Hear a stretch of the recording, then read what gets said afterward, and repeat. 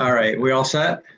It's just loading and we'll be live in just a few seconds. Says it's now streaming on YouTube is what I see. It is live.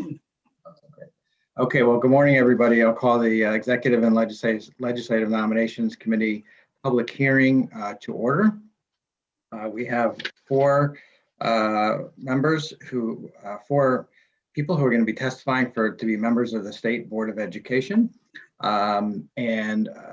Before we begin, I just want to see if there are any remarks from my co-chair, Representative Gresco. No, sir. Good to go.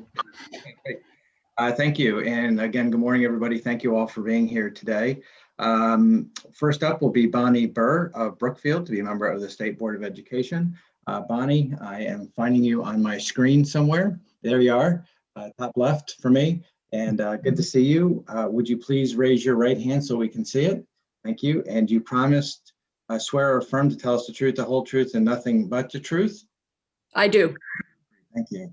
It's customary that you can provide an introductory statement, and then we'll open it up for questions. The floor is yours, ma'am. Great. Thank you so much, Senator Duff, Representative Gresco, and members of the committee. My name is Bonnie Burr, and I'm from Brookfield, Connecticut, and I am indeed very honored to be nominated by Governor Lamont to fill the agricultural sciences position on the State Board of Education as set forth in state statutes. Today, in light of that, I'm coming to you, if you just click into my background, from a very large greenhouse that has lettuce grown 365 days a year. And we can certainly get to some discussion on what that looks like with regards to education. You have my testimony and my background with regards to my experience, so I'm not going to read from that. I will share that I anticipate bringing a very strong presence forward with regards to the importance of agri-science training, not only for the agricultural pieces that comes forward, but also for all of the technical work that goes into building these greenhouses and other forms of agriculture. I certainly hope we can get to equity in how school choice programs are funded. These are something that is something that each one is a little bit different, and certainly we could use to put everybody on an even playing field. As I said, careers in agriculture are not just about growing food and plants. It's about all of the technical things that get into that. As we move into some of these 365-day greenhouses, we need welders, we need electricians, we need plumbers, we need HVAC, we need computer programmers that are going to help us develop the systems that go into these kind of year-round growing programs. I will also be a strong advocate for making sure that our students have healthy school meals. Your children cannot listen if they can't hear over the growling of their stomachs. And so we need to make sure that what we bring forward is a strong appreciation for the fact that we have to do school breakfast, school lunch, after school, suppers, and the summer programs. Things like that are going to be very, very important to our locally grown agricultural movement, as well as our farm to school processes that we have. That's kind of the nutshell in terms of what I hope to bring to the State Board of Education, and I would open it up for any questions.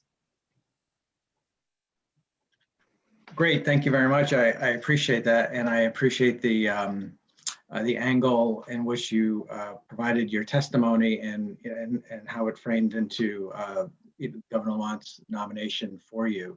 I would just say, for me, growing up in the city of Norwalk and being from Fairfield County, I remember when I was first working on a campaign back in 1994. I was a driver for a Senate president at the time who was running for governor, and I remember driving over to Eastern Connecticut and thinking, oh my gosh, is this still Connecticut? Because it was so different than what I was used to in Southwestern Connecticut, which is more urban. And the fact that we have to make sure that we are looking at our agricultural schools, our education, and that agriculture is still such a big part of our local economy, and learning more of that, obviously, as a legislator over the years. So how do you think that we can improve on some of what you said? What are some tangible ways in which we can improve on having students have more options and the agricultural experience, and ensuring that we don't let this really an important occupation go by the wayside? Senator Duff, one of the really key things to all of this is the fact we have to get kids introduced to how food is produced at an early age. Some of the programs that we run, I do work for Yukon Extension. We do 4-H programming. When we can put young people into a garden experience, let them get their hands dirty, let them see how seeds grow when they're 5, 6 years old, that just starts to really engage them at a younger age. And when we can get them engaged when they're in elementary school, when they get to high school, they're starting to look at what can agri-science be? What does that mean with regards to potential careers? And so it's a process that starts early in life. And that's really where we have to really focus and go for. Okay, thank you. Thank you very much. I appreciate that. And one last thing, as far as like healthy meals for kids, and you spoke about that for a second too. Even at, I remember Jefferson Elementary School, we had a partnership with Yukon and others on healthy meals and trying to, whether it's gardens by the schools or trying to teach them, the kids about how that benefits them personally or get them, that's how you get in. I mean, my grandparents got me interested in gardening at a very early age because that's what they did. They were members of the Connecticut State Grange, as a matter of fact. And wow. And so am I still to this day. But we always went up to the agricultural fairs. So for me, it was very, part of growing up to a certain extent. But, how do we get kids who are in a more urban area and interested, involved in gardening and eating healthy and, based on hands-on, and kind of something tangible for them? Sure. So one of the programs I'll highlight, and just because I see that we have Senator Moore and Representative Gresco on, is a program that we do in Bridgeport around mentoring, and that requires us going into we identify some of the schools that are very keen to work in this area, and we go in and we help develop school gardens. And one of the things that they do, a lot of this is after school as well, is getting them outside, and when you just kind of slip some of the STEM programming in, some of the cool things you can do after school, that's again where it starts to develop into something more. Most kids, when they're looking at what we're doing with growing vegetables and gardens, they don't understand the science and the technology and the engineering and the math, all of those STEM components, that come into play. So again, it's making sure that we continue to get into students that normally don't see access to school gardens, to urban farming as something that's fully open and fully available to them. So it does take that extra effort to really dig in, and pun intended, and figure out a way to get people understanding how delicious this can be, how fun it can be, yet it can also lead to some really cool careers. Yeah, absolutely. Thank you. Thank you very much. I appreciate that. Representative Gresco, do you have any questions? Just one, dovetailing off of your line of questioning. We were lucky enough in Bridgeport last week to get a $50,000 grant from the Department of Agriculture for a parcel that will have 3 containers on it that will function as a hydroponic facility for microgreens. And I was hoping that you can bring your expertise to the State Board of Education and have a better contact with Department of Agriculture, because as you know, it's one thing to engage and present the options available to a student, especially in an urban area, but when you have that as a market as well, and I could foresee these hydroponics, because they are 365 being funneled into the school system there, so you're eating what you're growing, and you have your own built-in market. So I'm hoping that's something that you're interested in. Yeah, very much so. I think for those that aren't familiar with your Sound School, your agri-science program that you do in Bridgeport, Bridgeport has one of only 3 systems that allows young people to get in and learn how to pilot boats. And one of the really cool things that happens in the agri-science or aqua science programs that you've got there certainly is teaching students the value not only of what we can do on land, but also what we can do in Long Island Sound.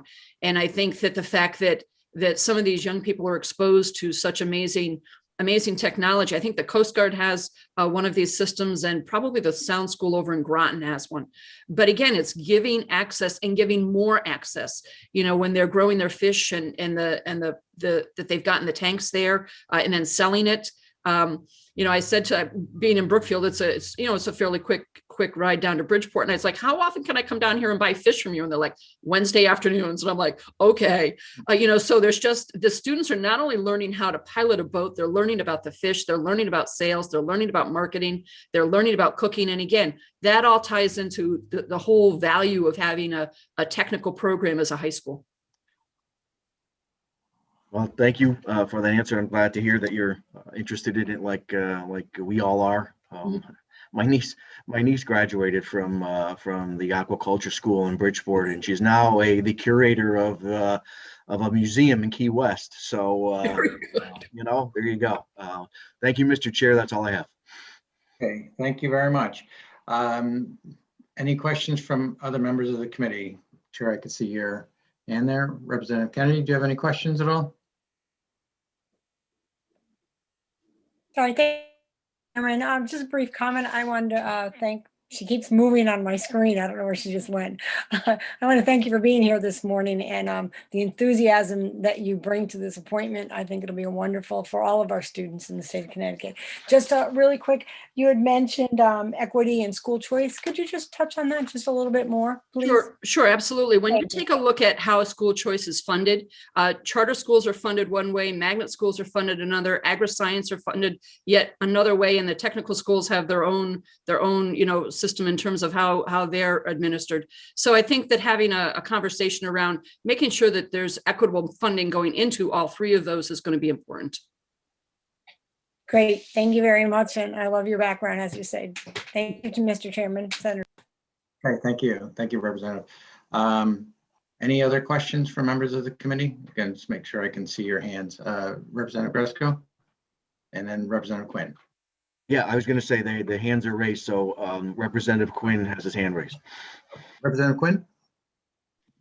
Thank you, Chairman Duff. And Ms. Burr, thank you very much for your willingness to step forward and serve in this role.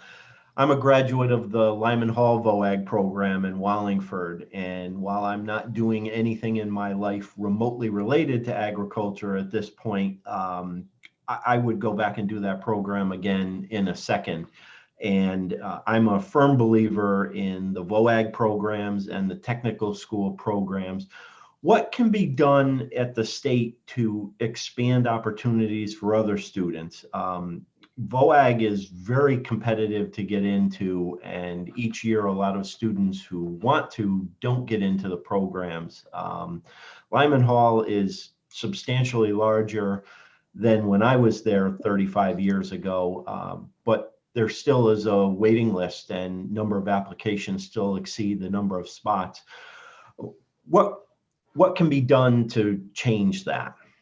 Sure, Representative Quinn, that was a great question. I think one of the things that we need to look at, and as you identified, so many of these agri-science programs are having far too many applicants for the positions that can be seated. I was on the consulting committee years ago over at Nonawag. So again, it's really difficult when you hear that you've got hundreds of young people that want to get in, but a very limited number that actually make the opportunity to become students in the towns where these are housed. I think one of the things that we need to address is that agriculture and food production, food insecurity, food justice, these are all things that can be woven into some of the regular social science programs that we're teaching in schools. And that's certainly something that we can get to. The other area that we can, again, continue to look at is how we're going forward with regards to doing after school programs. There's a number of grants that are available through USDA that do again engage and empower programs to really get to how young people learn how to grow food and where their food comes from. It also ties to the health. One of the projects that we work on is called Children, Youth, and Families at Risk, and it really gets to a lot of the food insecurity that families encounter. So these are some of the programs that we really need to ramp up with regards to how we're doing after school programs as well. But again, weaving a lot of these pieces into some of their regular curriculum is one way to get to that. Okay, thank you. And again, thank you for your willingness and congratulations on your nomination. Thank you. Okay. Thank you very much. And is there anybody else? And I want to apologize in advance. I am having a hard time seeing if anybody is raising their hand. So if I'm not seeing it, I apologize.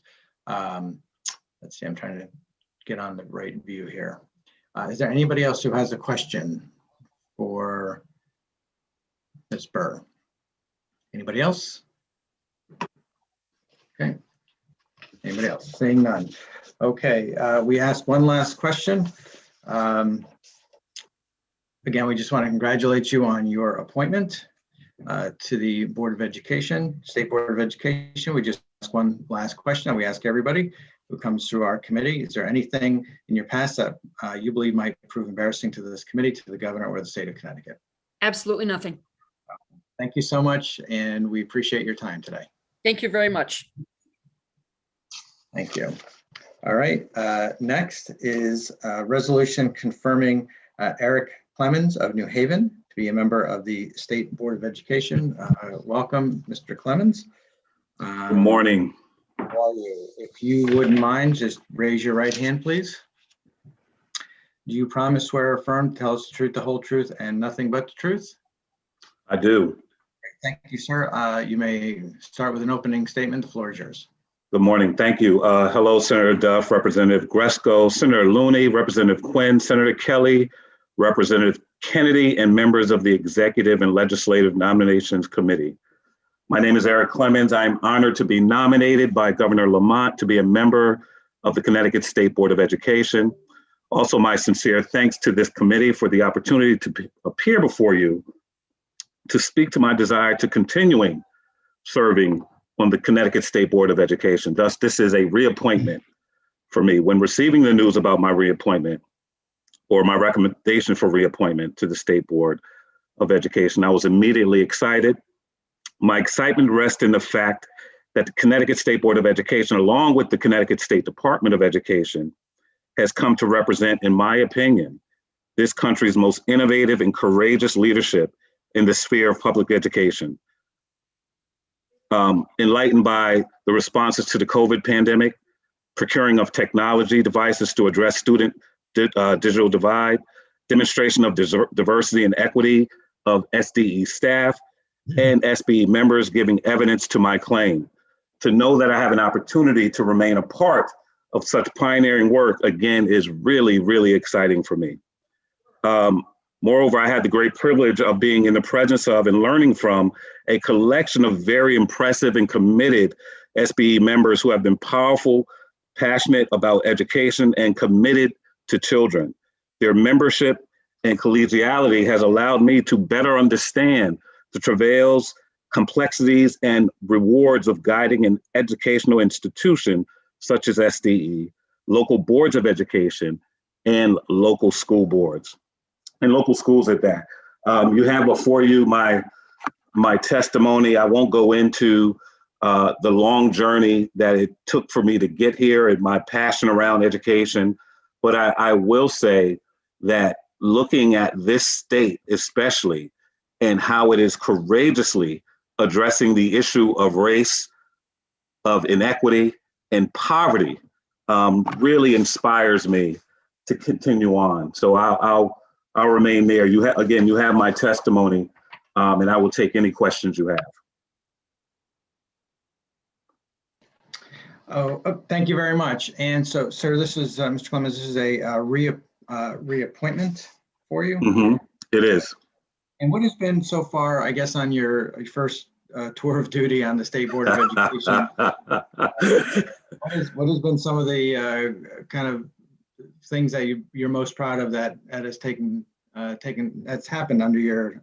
Yes, great question, Senator Duff. Well, I will say that this is a lot of work, more work than I thought it would be, and it is at a pace that is like no other.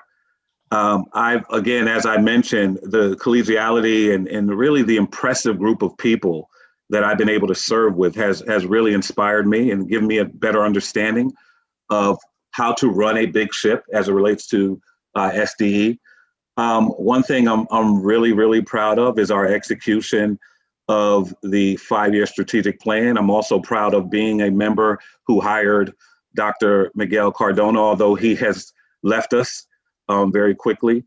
And I'm really proud of the work that we continue to do in communities, right? Really courageously looking at poverty and how it impacts children and continues to marginalize families, and connecting that to the educational sphere is really something I'm very proud of, and really, quite frankly, is dear to my heart. If you look in, and you mentioned you're from Norwalk, I heard a lot about you. I grew up, born and raised in Norwalk, Connecticut, and grew up very, very poor, living in the Carver Apartments, was raised by a community center, the Carver Community Center, which I'm sure you're familiar with.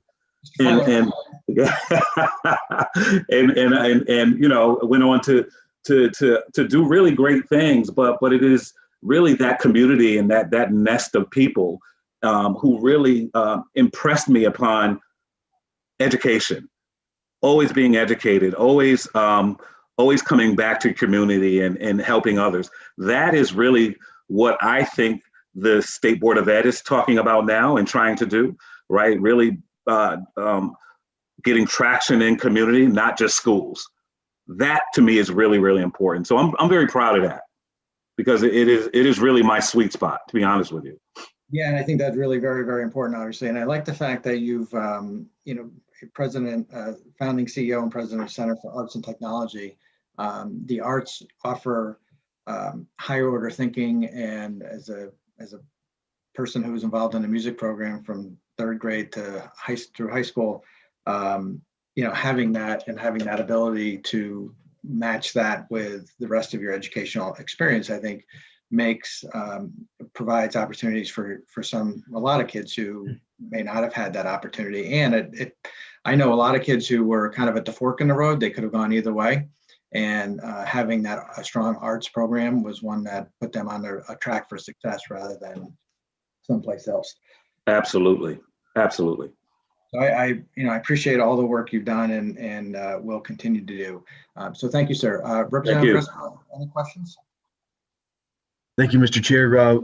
Just one, Mr. Clemens, you in your first tour of duty, as it was put, were visionary enough to choose Dr. Cardona to be our education commissioner, now Secretary Cardona.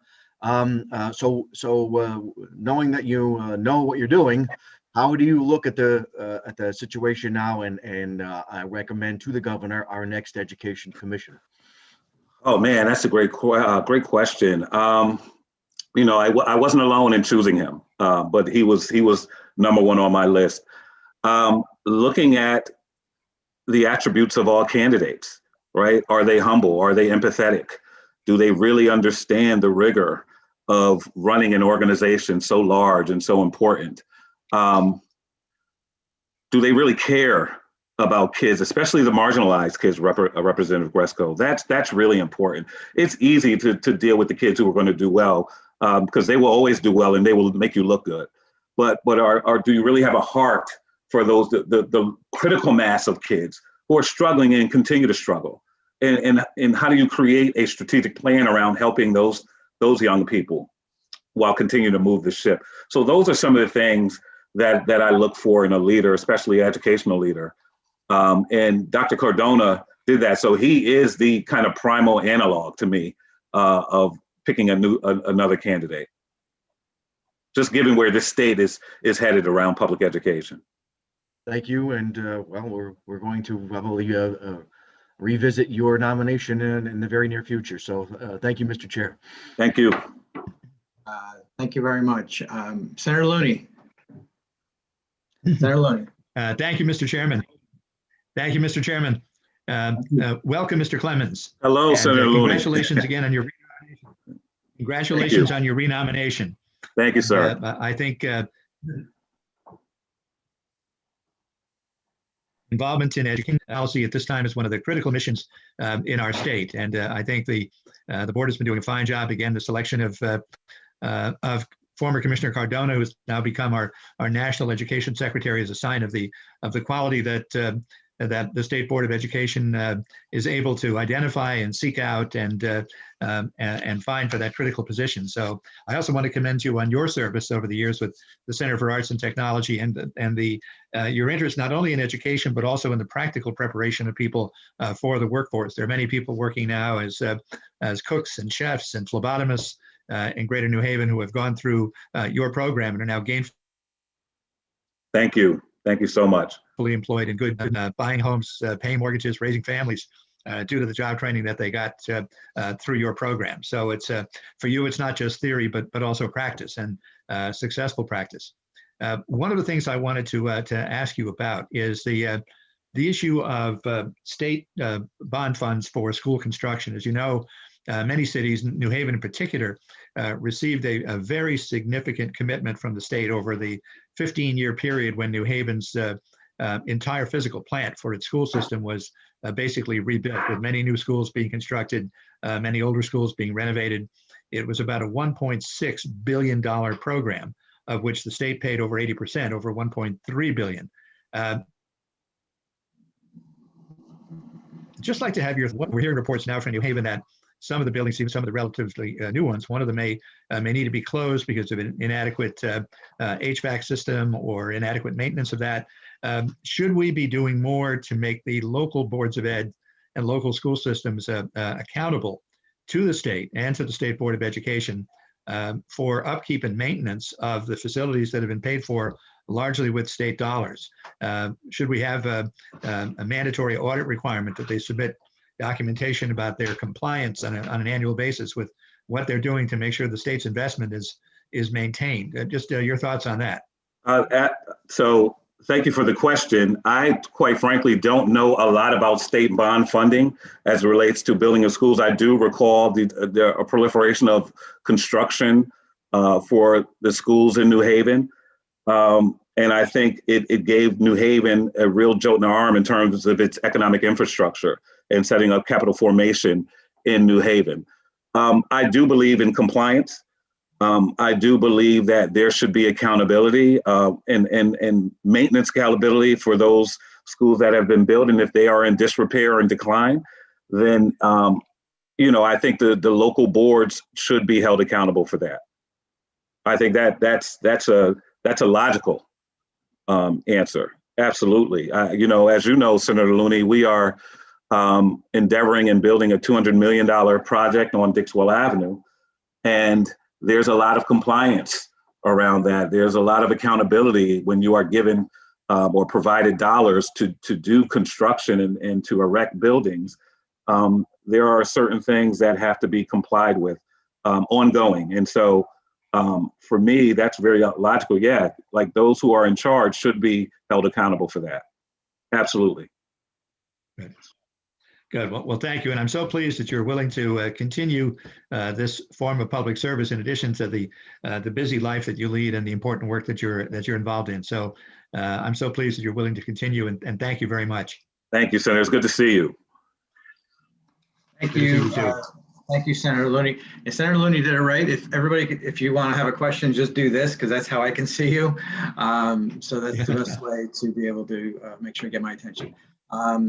Representative, I don't see anybody else right now except for Representative Vargas who has a question.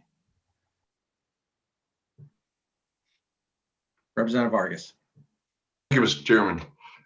Whenever I have an opportunity to speak to a person being either appointed or reappointed to the State Board of Education, I make it a point to speak a little bit about the proliferation of charter schools. Originally, I was a supporter of the charter school movement because I believed that we could create urban models that could help our public schools. But after a while, they started creating a completely separate system and draining resources from the public schools. So I've doubled down on the fact that we need to improve our public schools and start to move away from these models that organize around a certain group of kids, especially in light of what happened January 6th in Washington, D.C. We need public schools more than ever, where kids from all walks of life have a chance to interact. And unfortunately, when we organize kids around either an ethnic theme or a political theme, all we do is create more walls and divisions. And as you mentioned earlier, You said that, the kids that are going to succeed. Unfortunately, many times these charter schools are organized around the kids that are going to succeed anyway.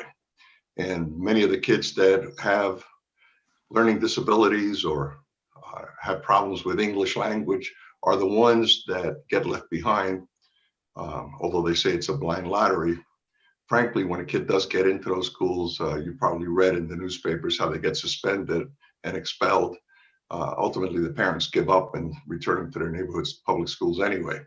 So I know we have a moratorium on the construction of new charter schools, so there hasn't been anyone that has been opened up recently, and I'd like to keep it that way. Anyway, what are your thoughts on that? Thank you, Representative Vargas. That's a really great question and a tough question.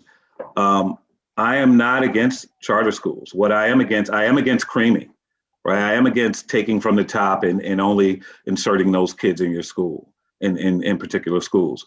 What I said earlier in my opening statement was what I'm inspired about is the address to poverty. And I think when we really look at poverty and how that shakes out and how it really is, I'm talking about generational poverty.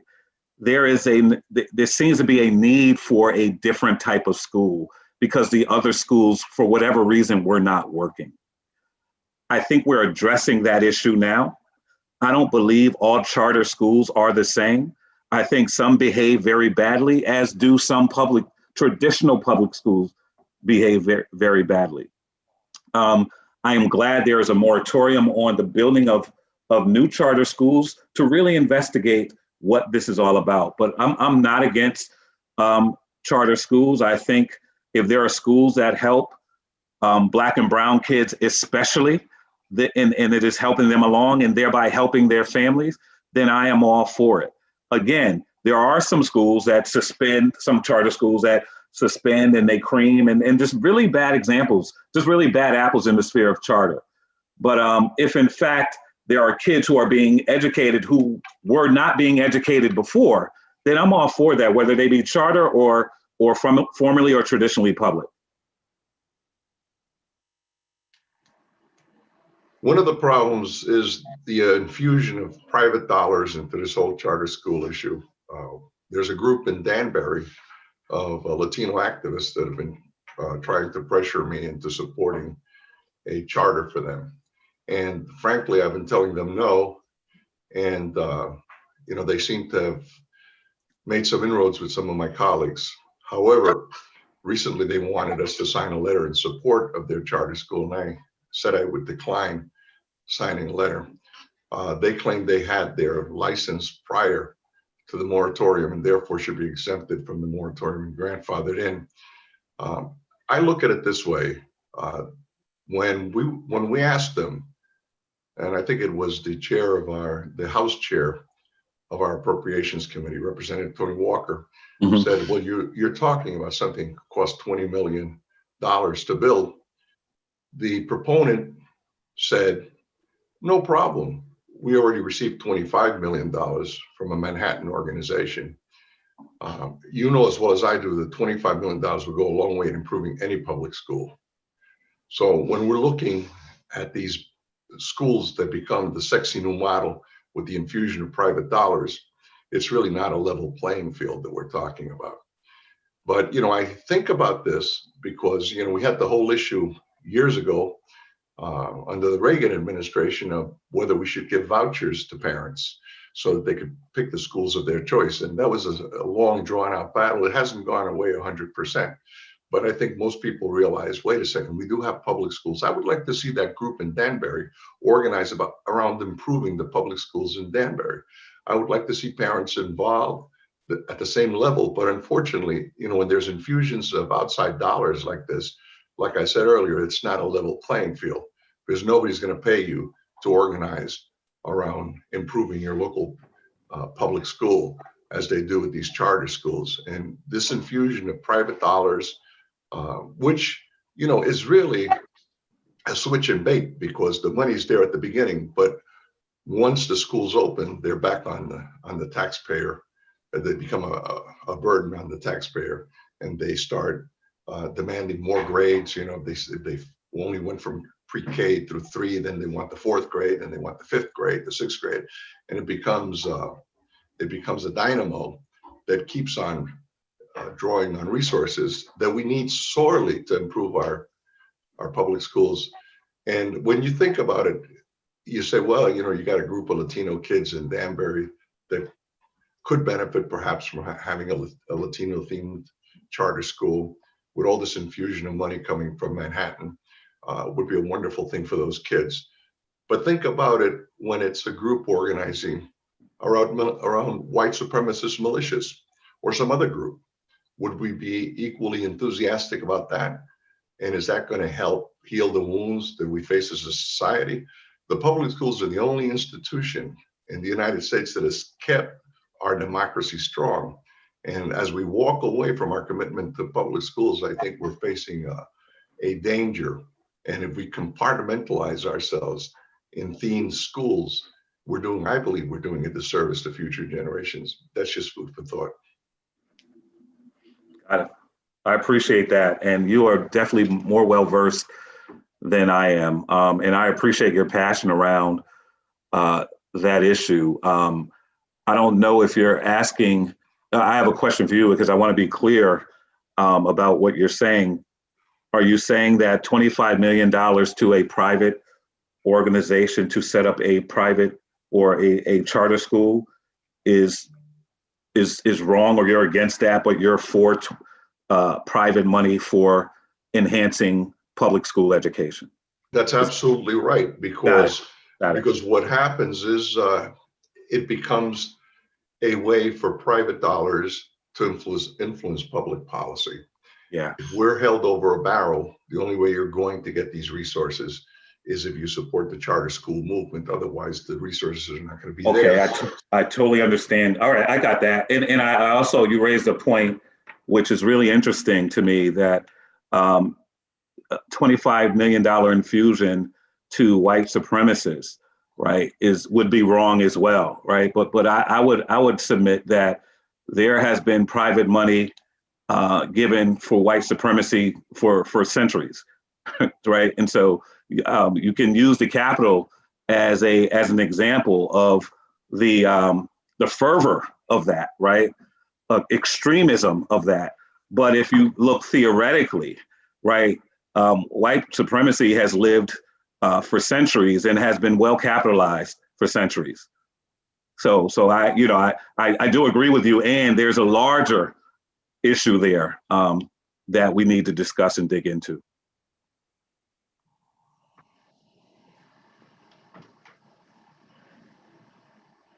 But thank you for those are really provocative questions, very thoughtful.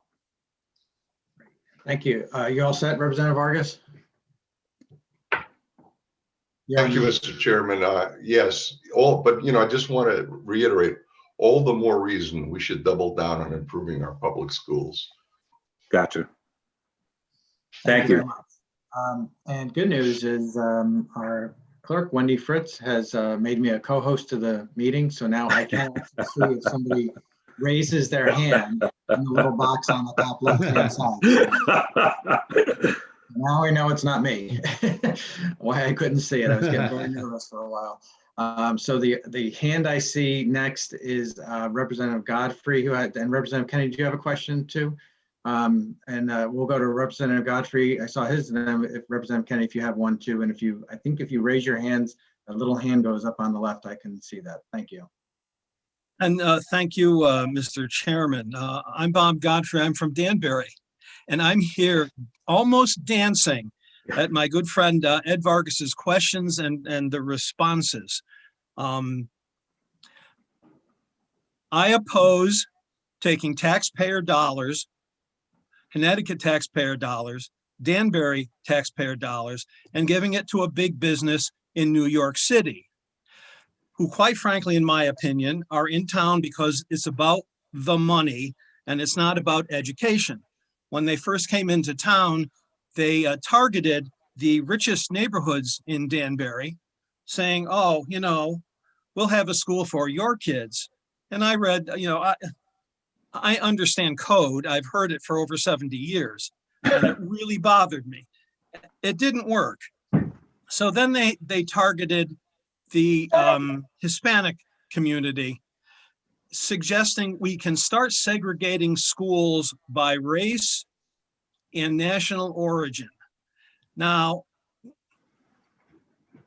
I'm 72, and I remember and participated in small ways in the move in the 60s and before to integrate schools. And now I see groups out here saying, well, we should really do segregating schools again. In every fiber of my being, I oppose the very idea of it. And those who somehow say, oh, we'll get better schools if we segregate, I just completely oppose that idea. It's just un-American. And then along comes this $25 million quote donation, unquote, anonymous. Why is the donor hiding? What does he or she, are they actually up to? If this is such a good thing, why aren't they out there in public? And again, this builds up my impression, because it's all about getting taxpayer dollars funneled into a big business in New York City. So the entire Danbury delegation opposes this particular idea. And instead, we're quite aware, certainly, that Danbury schools are extremely overcrowded. Commissioner Cardona, in one of his first acts, came down and visited, saw it all. And we worked collaboratively with him in dealing with the issues.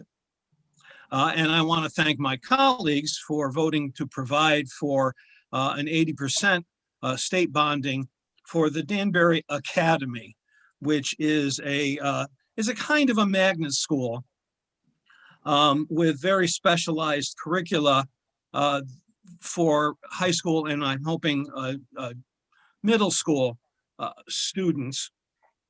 And it's unique in that it's the first time Connecticut has actually moved to create a school under a condo ownership as opposed to a standalone building. It's the old Summit, the old Union Carbide property in Danbury. We're taking an entire wing to turn into a school. The referendum in Danbury for the 20% local match will happen later this year, probably in June or so. And I'm going to be a big proponent for that. I would rather see that we work with the local Board of Education to prompt. I think, in my opinion, we need more some more new schools here in Danbury to relieve the overcrowding. But I'm hoping, and I've been working for over 3 years now with Tony Walker, who's the chair of our Appropriations Committee, on getting Danbury into the open choice program. Here I am sitting in a town with overcrowded school. Frankly, Bethel, our next door neighbor, has the same kind of overcrowding issues. They've only gotten bigger since COVID-19 because we're seeing a huge influx of people, especially from Westchester County in New York, but other places in New York, moving into Connecticut. And they're coming to Danbury because Danbury has a really excellent ELL program in our school system. And that's what people want. And I think that's the kind of thing that needs funding from both the municipalities, from the school district, and from the state. So we're seeing this going on. Meanwhile, we've got suburban towns who have a lot of empty desks. Both Ridgefield and New Fairfield have that issue, and both have also expressed interest in the open choice program. So I'm waiting to see in the next day or so what the governor's budget will do with the whole school funding issue.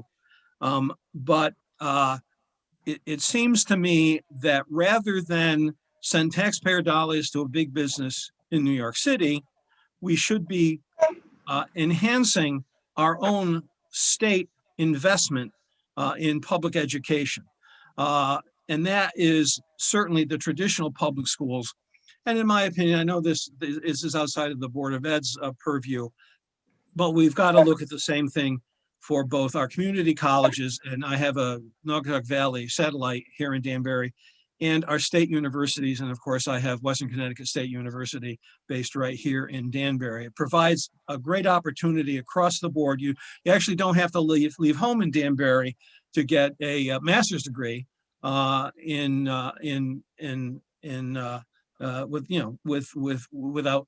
leaving home.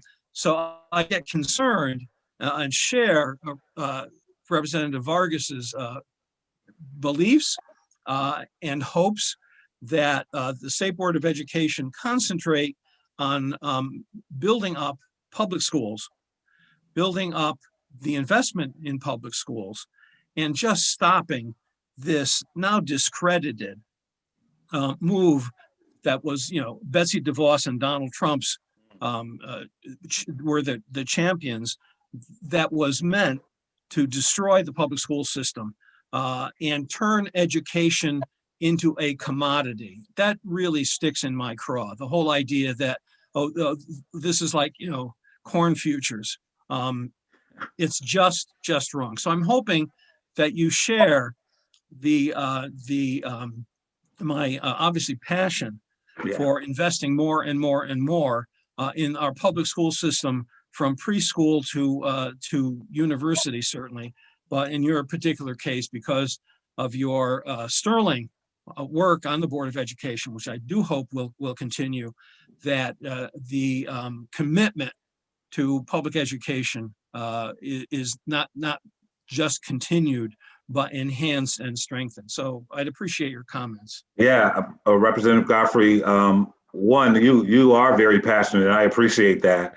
One thing I really appreciate about this conversation with you and Representative Vargas is that we can have an open and honest discussion as it relates to race and education, right? Which is you don't usually have. And so I appreciate your comments. My comments to you would be this: I would imagine that the folks who were inspired to receive this $25 million from a private investment and set up a Latina school, I would imagine they were inspired by the fact that maybe these kids were not learning in their traditional schools the way they wanted them to. Now, what I like, again, I go back to my original testimony. What I love about the work that the board has been doing since I've been on the board, and a lot of my colleagues, whether in the board or in community, is this idea of really understanding cultural competence, right? And racial bias in schools, right? The understanding of Black and brown children, if you are a white teacher or a non-Black and brown teacher, right? That to me is really where the rubber meets the road. And really we can enhance our schools and enhance the learning of our children, and not just our children, but the teachers, because they are now understanding their own biases. They are understanding what these children are dealing with, what these families are dealing with, and sometimes what they are suffering from that is not allowing them to learn in school. And so to the extent that we can continue to enhance that, as Rep. Vargas and you, Rep. Godfrey, have really advocated for, I am all for that. That is why this board and this SDE really inspired me, because again, they are tackling the issue of poverty as it connects to school and how poverty has impacted and has not allowed for generations of people to learn and live up to their potential. So I am all with you on that. Absolutely. I totally applaud and endorse that approach. It gives me a very high comfort level. Yes. It's there are three members of the House that actually live in Danbury, although there's three more whose district includes pieces of Danbury, even though they live in a suburban town. And we've been working on this issue, but my district is the urban district. It's the downtown issue. It's the downtown district. It's the neighborhoods where there are mostly rentals, where there's single parent families, where there's a huge number of recent immigrants. And as the grandson of immigrants, I both appreciate and understand that. And I have long been a supporter, and I'm happy to see the Board of Ed, the State Board of Ed is also, in creating more opportunities for non-English language speaking students, for people of color.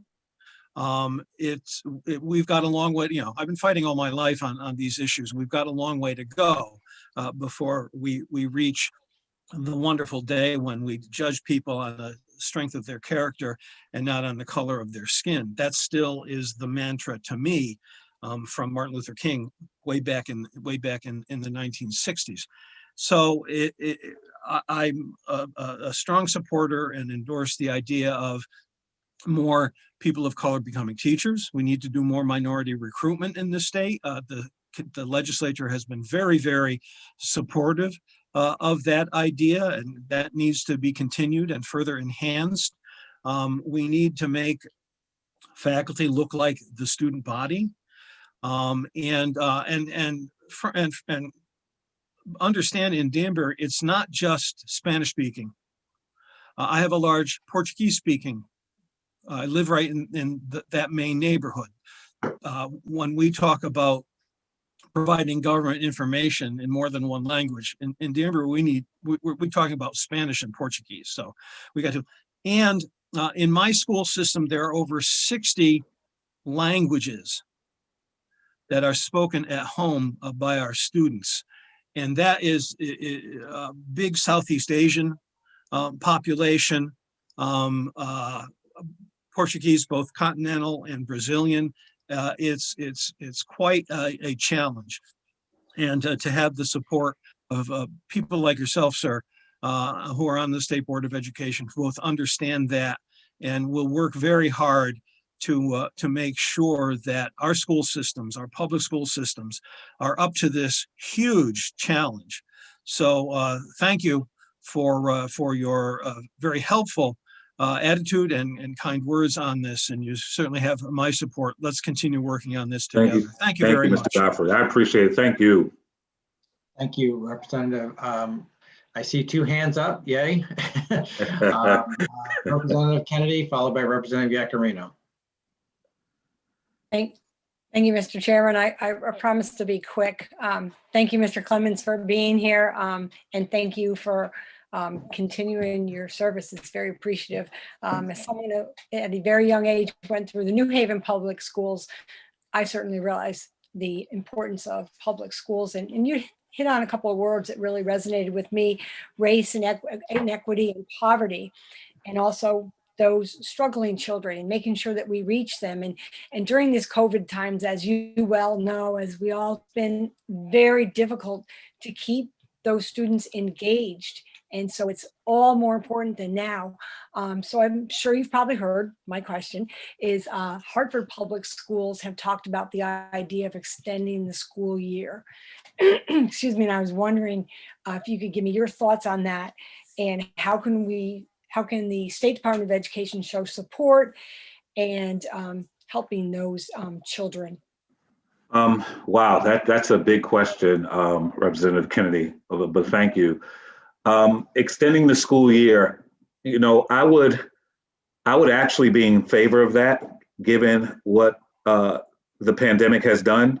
I don't know if you know, but we opened up a learning hub at the Connecticut Center for Arts and Technology that Senator Looney knows well about, and we are bringing kids in who don't have supervision at home, who don't have lunch at home or breakfast at home, and so we have room for 50 kids that we brought in, and they come daily to Concat and go over their lessons, and we hired tutors and mentors and as they're online.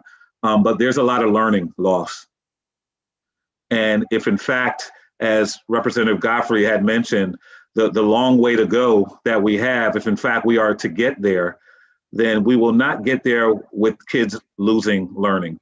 And it's actually, I'm on a committee of academic standards and assessments where we talk openly about the learning loss during 2 months of the summer. So imagine what has happened during this full school year. And so I would be, and I'll probably get a slap on the hand for this by a lot of folks who are in New Haven, but I would be definitely for extending the school year, because not only does it allow for the learning not to be lost, but even acquired, but it also allows for a level of safety for these kids that I know of that during the summer may not have anywhere to go or anything to do. And so I'm always in favor of any kind of programmatic facilitation to allow the kids to continue to learn and to be safe. So I would be all for that. Thank you, Mr. Clemens, and I do appreciate those words. I can remember my early days, spent a lot of time in school in New Haven, and you're right, it's a safe place for our students, and it's so very important. So thank you very much, and Thank most you. importantly, thank you for continuing to serve. Thank you, I Mr. appreciate it. Chairman. Thank you, Representative Iaccarino. Thank you, Mr. Chair.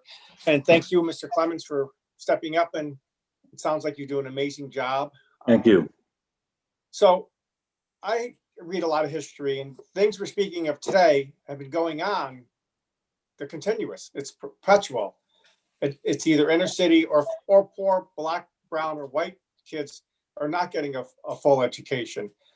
It's unfortunately, it's been happening for many, many years in our country, but more so now in the inner cities and the poorer areas.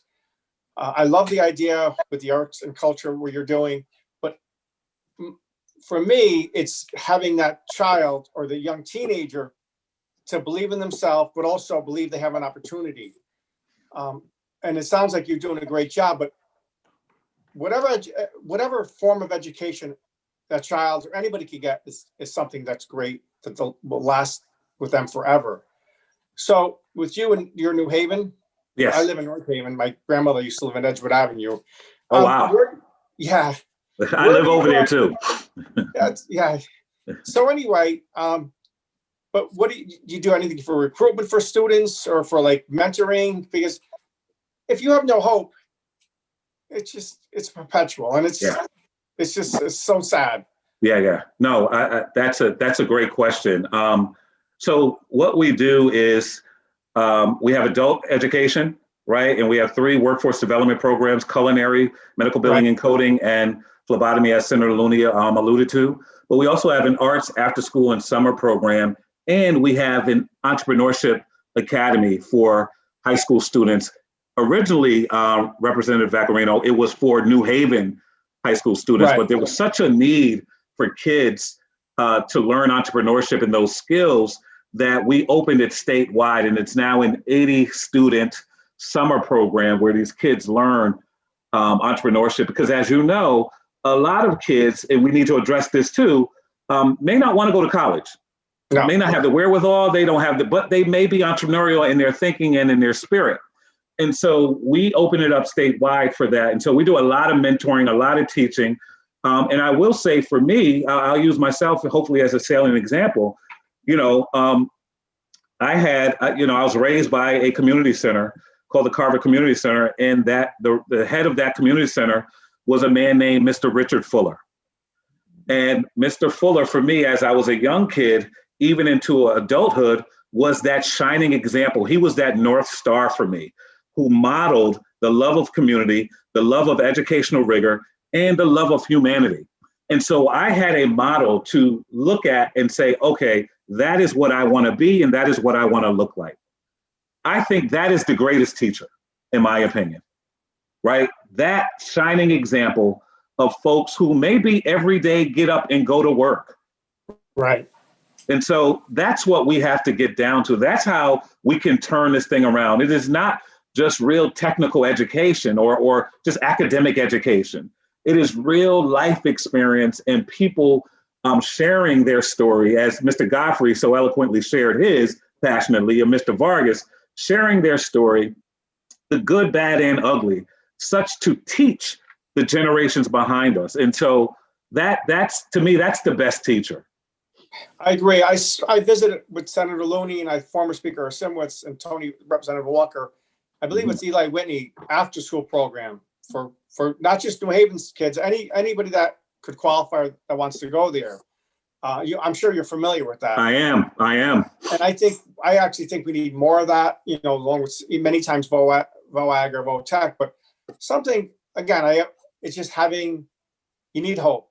And I Yeah. was one of those teenagers that I was probably like great parents, great teachers. What got me through was the reading skills that I developed when I was little. But it's having that ray of hope that you have to believe in yourself.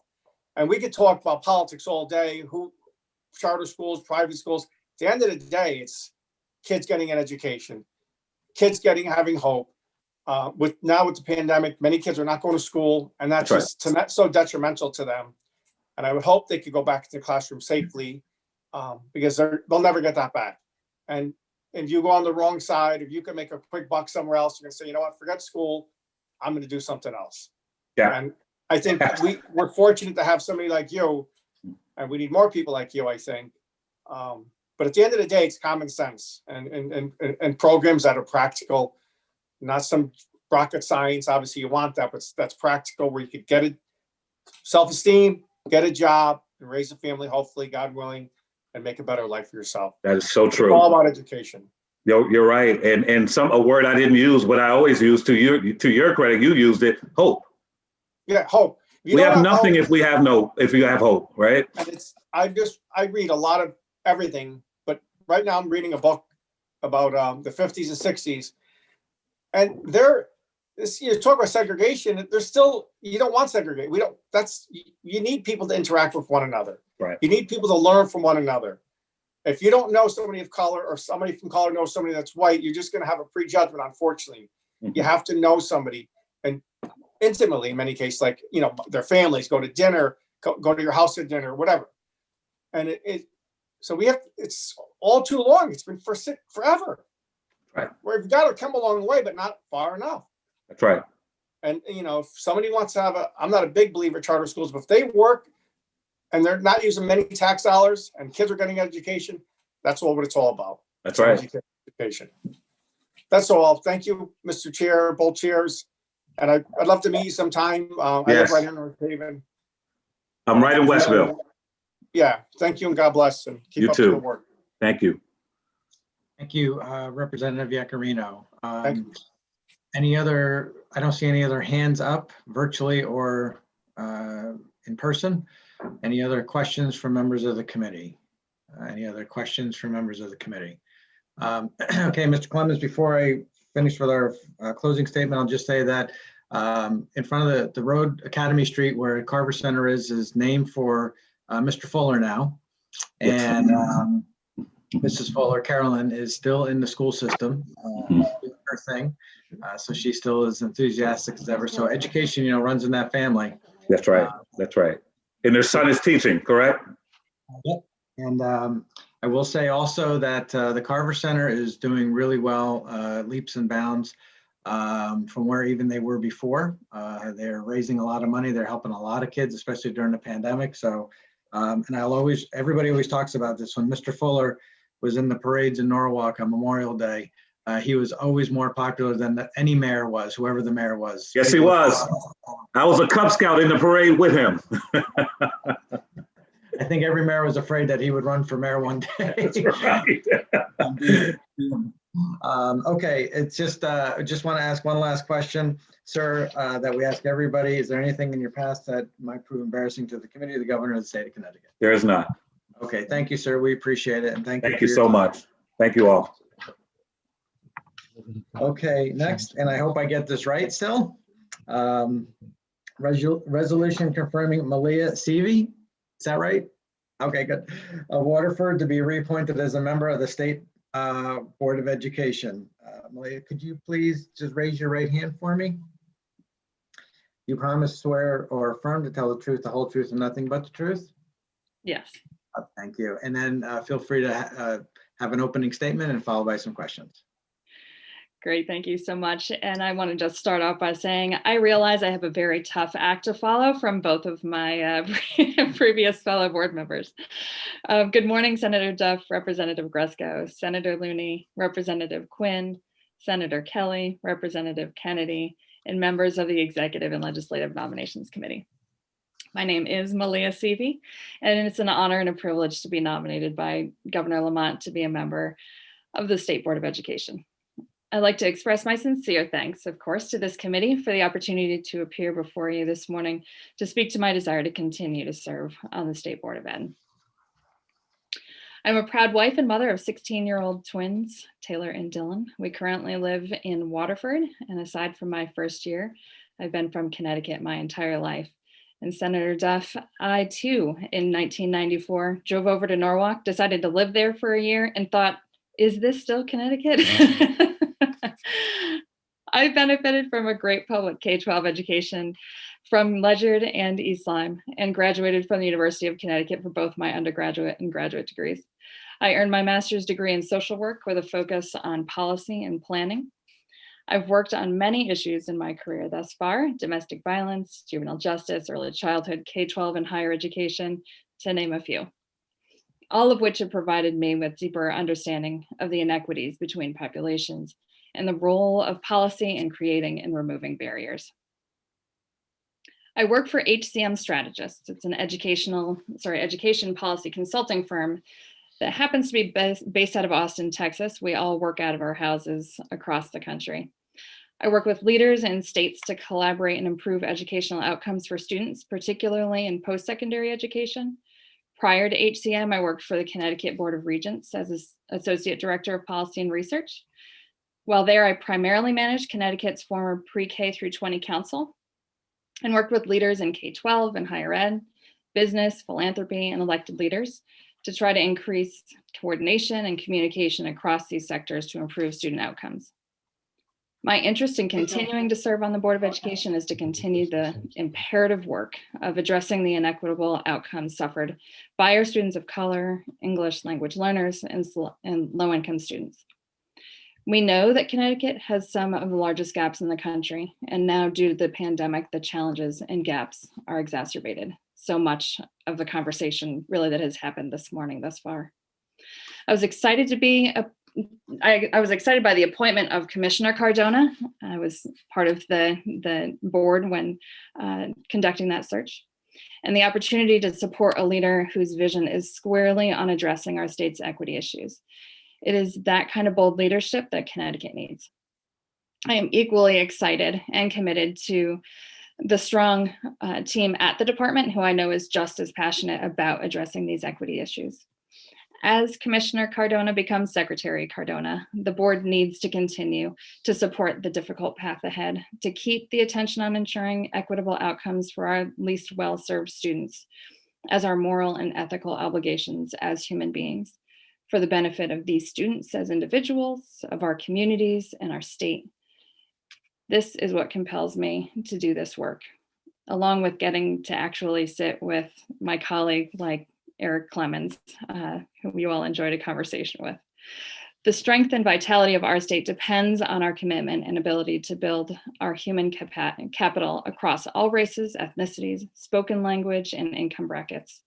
I hope to continue to bring to the board my added voice and attention to addressing equity, my experience in working across sectors to build collaborations, and my commitment to making Connecticut an even better place. Thank you again for this opportunity to introduce myself and share my interest in continuing to serve on the Board of Ed. Great, thank you very much for your testimony. We appreciate it. Congratulations on your nomination. Hopefully you do get a chance to go to Austin every now and then. It's a great foodie place and kind of a fun city. I've been there only once, but I enjoyed it down there. But we're glad you're here in Connecticut, and certainly glad that you've agreed to take on this role. A question from your former role in the Board of Regents and what you did there in policy. How does that prepare you, you believe, for the role of being on the State Board of Ed, in the sense of what you saw with higher ed and how we can make that transition a better one? And also, you know, as I had said last week at a press conference for the Debt-Free Community College, we have to get out of this notion that education is K through 12. It's beyond that if we're going to have a highly educated workforce and one that has prepared for the jobs of the 21st century. So if you can just get in that a little bit of that experience and how that might enable you to be more effective on the State Board of Education. Sure, thank you for that question. Yeah, it was about 8 years ago that I left that role, but it was about 3 or 4 years of my life, and really working on that P through 20 council in particularly, that that really is, I think, the piece that is worth focusing on. At that time, and it's not any different now, right? There's just a serious issue, right? And students being able to transition from high school into whatever their next successful step is in life. So much of our the conversation that has been had this morning has been really addressing what is the right path and helping students to be able to find that right path for them, whether that's going directly into college or minimally preparing them for that option once they've graduated from high school and find whatever path they are on. Working with not both, but all sort of perspectives in terms of folks from business, folks from K-12, folks from higher education, to identify with them what are sort of the barriers in communications? Where are the breakdowns happening that are keeping those students from being able to make those transitions?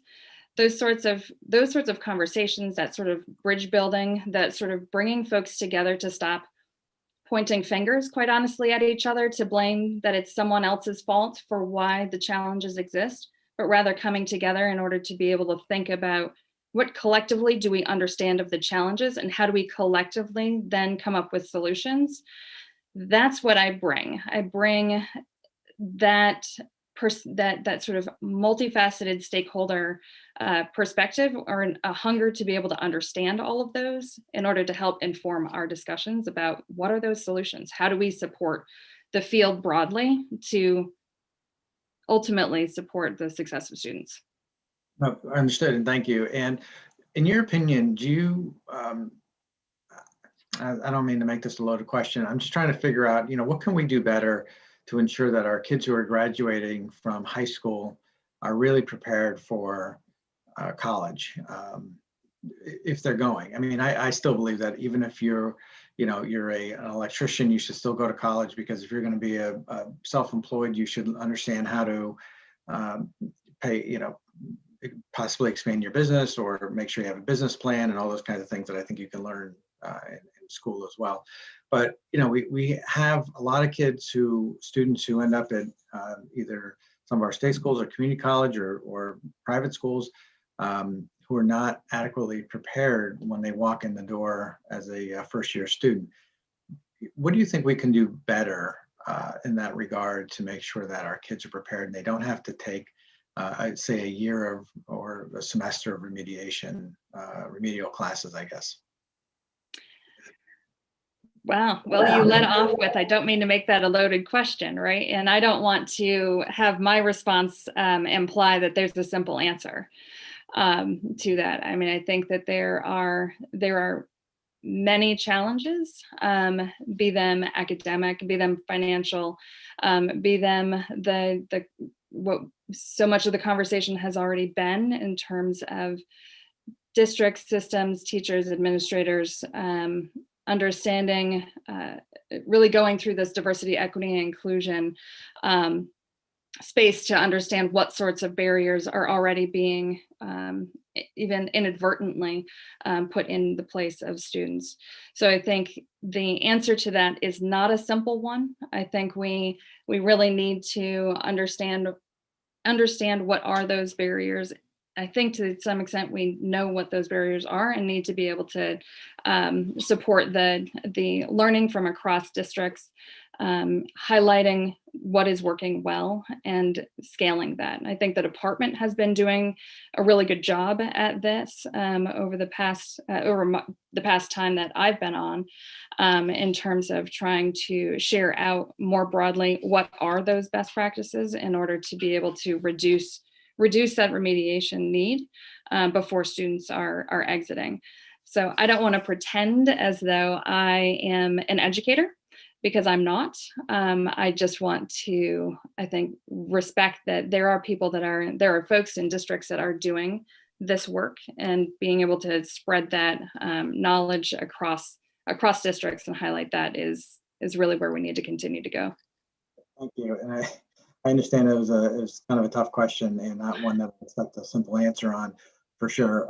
I would just hope that it's more of I would hope that the State Board of Ed, as we raise these issues in this committee, would consider at least exploring these things a little bit further if they're not already, and that these are issues that the legislature is thinking about. Can I Sure, speak please. to that too? One thing that we have been doing, the department has been doing, of course, is in using data, right? So there is a P20 SLDS, P20 win that allows us actually to be looking at data that we have, aside from several years ago, had not been able to really pinpoint back, right? To be able to say where and who are the students? What can we learn about this from a data perspective to help us to better target what and where those sorts of interventions need to happen, and also provide that opportunity for conversation between K-12 and higher education about what does college ready actually mean. And so I think I fully agree with you. I think we need to and will continue. And we have pressed continually in those presentations to the board to ask those sorts of questions, to keep sort of pushing us to do more and better as we continue to dig into that sort of data. I appreciate that. Thank you very much. I think your role that you're in now, and especially your role that you had before with the Board of Regents and partner, being on the State Board of Education puts you in a unique perspective to work on some of those issues. So thank you very much for your answers. I appreciate it. Representative Gresko, do you have any questions at all? Thank you, Mr. Chair. Actually, the question is for you. I hate to go and vote on another committee, so I'm going to ask for a rain check for when I come back. Deal. All right. Anybody else have any questions? I don't see any virtual hands up, any blue hands on the screen. Oh, Representative Vargas. Okay. Has a real hand up. Well, you probably heard our Representative Godfrey's comments and my comments during the last nominee's presentation. And, we always hear about the fact that the public schools are failing some of our kids. And we know who the kids are: the English limited kids, the kids that have special needs, kids that are facing dire poverty. So we have a pretty good handle on who they are. But we always hear the same thing: well, for whatever reasons, our public schools are not addressing the needs of these schools. I just want to say, I find that an unacceptable response. Whatever reasons? No, there are specific reasons. And by now we should know what those reasons are. We should have a plan on how to address it. And we should be well on our way to remediating these issues. Any thoughts on that? Yeah, I completely agree with you. I think we have had in the state of Connecticut enough data for enough time to tell us exactly who the students are, and you've identified them, right? I fear that we have lived for too long sort of allowing ourselves to sort of just be in this narrative of this is sort of what happens, and there needs to be action, and it needs to be, there's urgency. Every single moment there's another set of children that are falling behind, and it's unacceptable. We absolutely, from the previous conversation, the need to continue to invest in our education systems and not make excuses is top of mind for me. So yes, fully agree. Thank you for your response. Thank you, Mr. Chairman. Thank you, Representative. Senator Formica, how are you today? Good morning, Mr. Chair. I'm well, thank you, and I hope you are the same. Good morning, everyone. Good morning, Maya. How are you? Welcome. I came in a bit late from another committee meeting while Senator Duff was talking to you about, the need for everybody to go to college at some point. And I think I halfway agree, although it's not fair for me to say because I didn't hear his full comments. But my concerns are training people who don't want to go to college and have the opportunity to go to trade school. And, you know, years ago, we used to really push that in the high schools, but we've gotten away from that over the years and have pushed specifically to, you know, the measure of success from a high school is how many kids they send to college, not including trades. And I'm hopeful that we can kind of move back to trades and then use, I think Senator Duff was referring the community college system as a way to augment the opportunity for trade development for people. So I think it would be helpful for a lot of folks. And I'm curious if in your opening statement that I apologize that I missed, if you mentioned anything like that. If not, would you mind speaking to it for a minute? Yes, certainly. And I did not speak to it in my opening statement, so you did not miss the comment. I agree, but I've never thought that it is an either or proposition in terms of being ready for success after high school. So I firmly believe that as students are graduating from high school, whether it is in, whether their intentions are trades or their intentions are going on to sort of a traditional college, everybody should still have a level of readiness, that we aren't cutting off any of their opportunities after they have left 12th grade, if that makes sense, right? So I agree. We have generally sort of made it less. We have very much pushed four-year degrees in this state, and sort of when we say the word college, there's automatically this sort of presumption that we mean everybody needs to go and get a four-year degree. And you're right. We sort of measured things in that way, right? So prestige was based on, and success of a high school was, did they go to a four-year college? And anything else was seemingly lesser than. And we have to be able to get to a place where all paths, all options are just as wonderful for success after high school, whether that's through trades or whether that's through more of a liberal arts path. Absolutely. I just want to make sure that every student isn't cut off from success because they were going to go to trades and not into a sort of a, like I said, more of a traditional or rather liberal arts pathway, right? As they graduate, perhaps folks will want to go run their own business. There still needs a path, and I don't want to cut that off for folks. Thank you very much. I agree, you know, wholeheartedly with you that we need to make sure people are prepared. The shift years ago of, you know, after freshman year, perhaps moving into college prep, you know, I think kind of isolated some of the folks that may want to go into trade. And if we could get back to using our hands a little bit and kind of working with programs within our high school, our public education system, you know, because people may not know whether they want to go into trades in time to get into a high school technical school. You know, many kids do, and they're doing well. But as long as we keep open the opportunity to provide, you know, labs, if you will, for them to kind of get their, you know, their hands working and give their minds an idea that this may be my future, and I'm just not going to do 4 more years of school. So.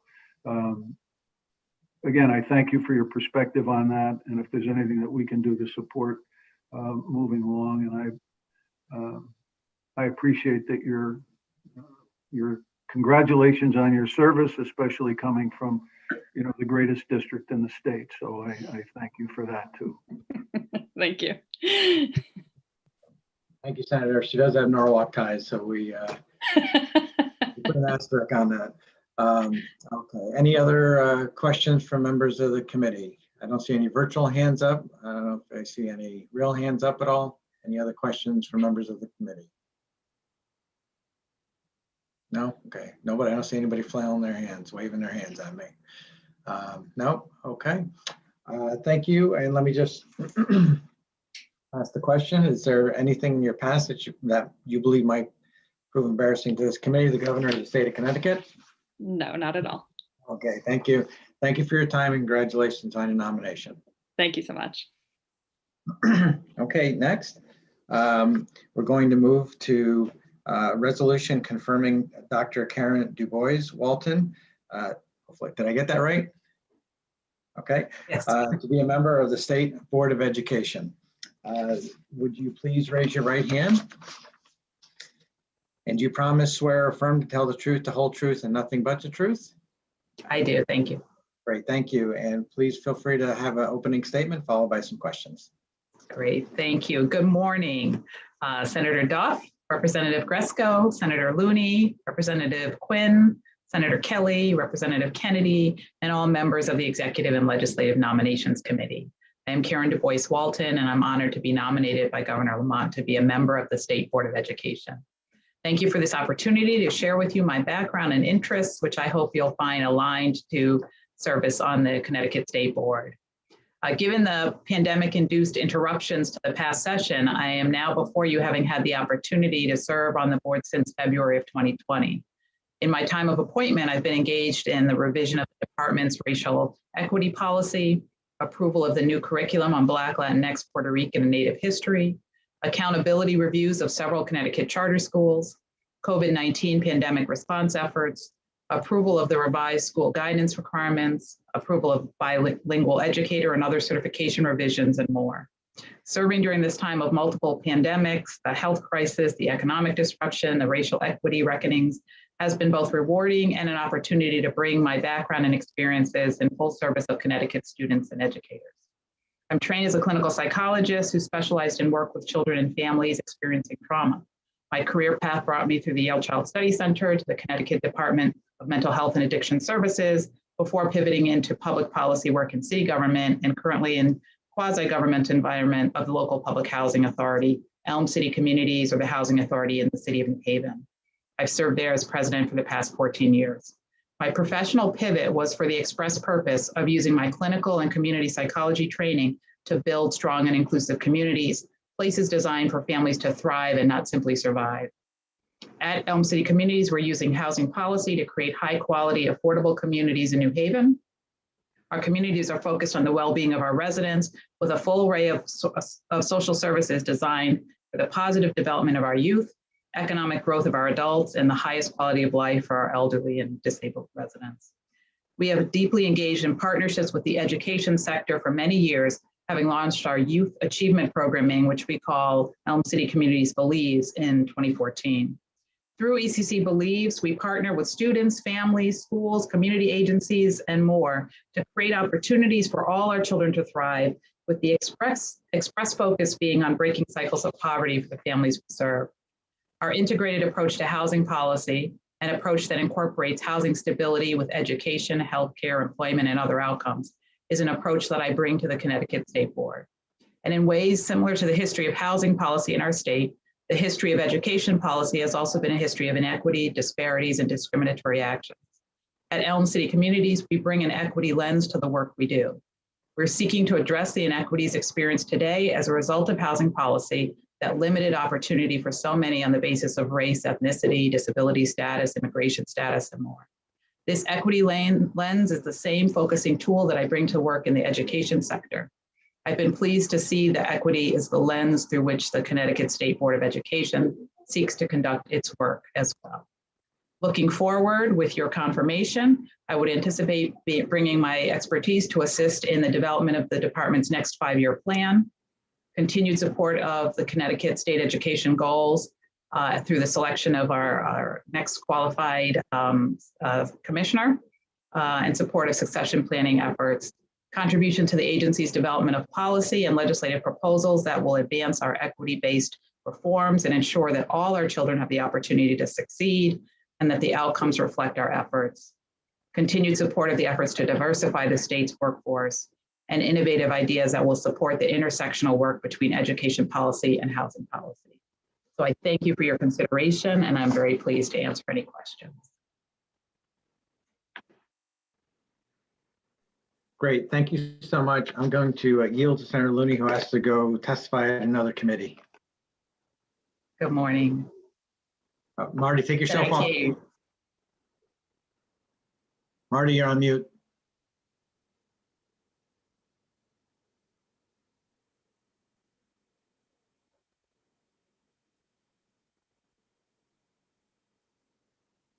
Still on mute.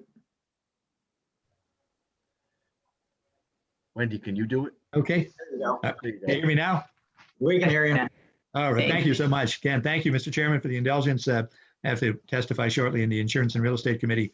Welcome, Karen. I'm so pleased at your nomination. I think that you have a wealth of experience and advocacy, and commend you on your leadership for Elm City communities and your leadership in public policy in a variety of ways in the city of New Haven for so many years. We've been fortunate to have you there.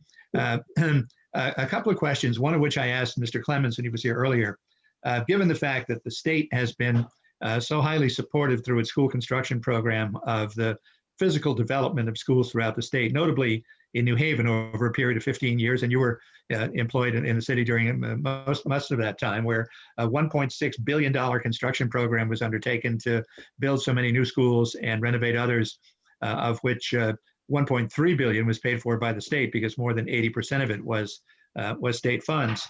We're now hearing in some cases that there are problems with maintenance, problems with upkeep and HVAC systems, because that is being brought to the attention of everyone in terms of whether the schools are safe to reenter. What is your view on the accountability of local school systems and boards of ed to make sure that the state, which is the funding source for so much of that school construction money through the State Board of Ed, and the approval for those projects that are then go from the State Board of Ed through the school construction bill.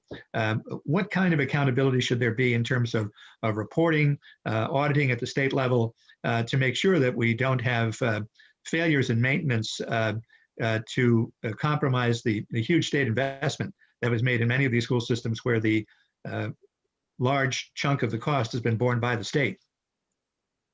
Senator, good morning. It's good to see you, and thank you for your kind words, and thank you for the question. I am here at Elm City Communities. I am responsible for a very similar sort of public investment.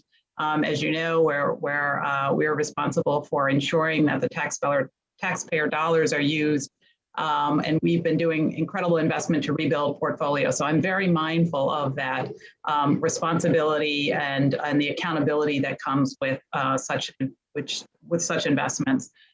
We make those investments, whether they're in housing or in the schools, as you're asking about, so that we can provide the highest quality for our learners, for our students. And I think we have the responsibility to ensure when we make those investments to ensure that we have the appropriate operating budgets to allow for the preventative maintenance that needs to happen, the ongoing routine maintenance to be able to respond to those sorts of emergencies. And so we all have that responsibility to make sure we funded systems appropriately to do what we're asking them to do. And then that system has the responsibility of being accountable for those dollars and ensuring that they've been used effectively. And I do believe that part of accountability is providing the appropriate information to funding sources and to those that are interested, that the funding sources and authorizing bodies have the responsibility to follow up and look, and whether those are reviews or audits. I do believe that is a two-way street. Well, thank you very much. As I know in New Haven, the commitment was to try to build schools that were not only functional, but also aesthetically pleasing and beautiful, because we had the commitment to say that since learning is such an important enterprise, probably the most important enterprise that government provides in so many ways through its teaching capacity, that the facilities in which the students learn should reflect that they should be beautiful buildings as well as functional buildings, that kids should be proud to go to school in, that teachers should be proud to work in, administrators should be proud to manage in, and all of that depends on the ongoing maintenance as well as on the initial creation. Yes.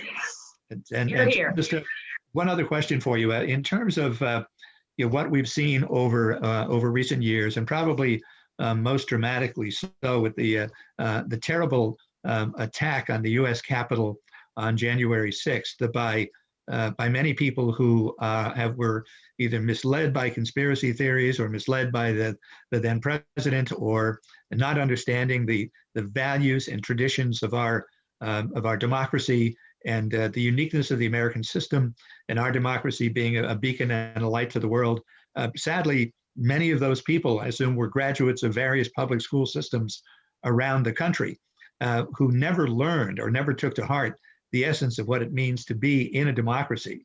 And I was wondering what your thoughts might be on the obligation of the public schools to really have a highly developed, highly sophisticated teaching force that brings civics education to every aspect of teaching.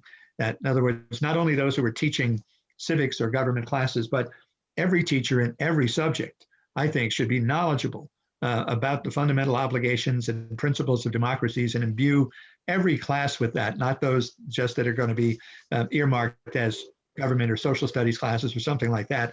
Because my impression has been, and just in meeting with the students who are recent graduates of our high schools in different parts of the state, that their fundamental education in the principles of democracy is lacking. Somehow they have not either been taught or not absorbed those lessons in the way that they should have. Just your thoughts on that. I'd like to hear what you think the state should be doing to foster that at the local level and to make sure that our students don't graduate from high school and become voting members of society without the functional preparation, knowledge, and understanding about why our system is so precious and why we should be committed to guard it. Yes, thank you. Senator Looney, one of the reasons why I believe housing policy and education policy are things that I'm passionate about and are so closely linked. Well, they are so closely linked. It also relates to an aspect of your question here. You know, we have segregated schools today because we live in segregated communities. And that segregation prevents us from having the kind of interaction where we learn about each other and we learn each other's history. And it's one of the reasons why I highlighted the new history curriculum as being a real step forward for the state, a way in which the state has led. I think we need to understand our history in a broader way than we've understood it before. And I think that needs to happen across all age levels, across all schools in our district. In a similar way, I think we have to understand our country and our country's role in the rest of the role in relation to the history of the rest of the world. And so part of that is certainly an integration into all aspects, not one class on civics, but in all aspects of education from our earliest pre-K little ones beginning to understand through the young people that were graduating and sending off into the world ready with a K-12 education diploma. That understanding of the democracy and civics needs to be integrated in that. I think the state board and through the support of the state legislature has the opportunity to set the frame and the parameters that then every district needs to actually implement on the ground in terms of effective curriculum. So I think the state can absolutely lead in what's designed in teacher preparation programs and what candidates who want to be teachers need to be exposed to, studied in, proficient in, so that we're bringing into the classroom. So I think that's one place that the state legislature, state government can have a role. And then as we're thinking about how we're hiring and selecting into districts, I think there's guidance that can be provided and parameters that can be set for what we expect around teacher criteria. And then I think on the curriculum side as well, in a similar way to other things that we have said must be a part of a Connecticut curriculum, strengthening our teachings and the way in which we integrate civics, democracy, understandings of citizenship into our curriculum, I think is another place where the state board can play a role. Good. Well, thank you very much for that response. And I think it's critical because apparently and unfortunately, many homes don't provide that context of a civics education to their children. The parents themselves are deficient in that knowledge. Therefore, that's a vacuum that has to be filled in by the schools, I think. And that's one of the fundamental responsibilities, I think, of public education. I know it was one of the original missions when public school systems were being established in many areas where there was attention to the education of immigrant children in the 19th century. There was a great deal of concern that how are these immigrants going to become knowledgeable American citizens because they don't come from nations that that had the democratic tradition that the United States had, and that at least their children needed to be educated in democracy, even if the parents coming here had not grown up in that culture. But unfortunately, it seems to me that that people born in the United States are just as much in need of that education as immigrants are, and we need to make sure that that is provided. And as in so many other areas, the default level to provide that is going to be our schools, where it's not provided in the home. So thank you very much for your interest in that and your commitment to that, and we look forward to your service on the board. Mr. Chairman, thank you so much for your indulgence in letting me go first. I'll be back later on to vote once I've testified in the other committee. Thank you so much. Thank you. Thank you, Senator. Always happy to oblige. No problem. I will yield to others right now. I do have some questions at the end. Representative Gresco, any questions? And anybody else does have questions, please either raise your virtual hand or put your hand in front of the camera so I can see. Thanks.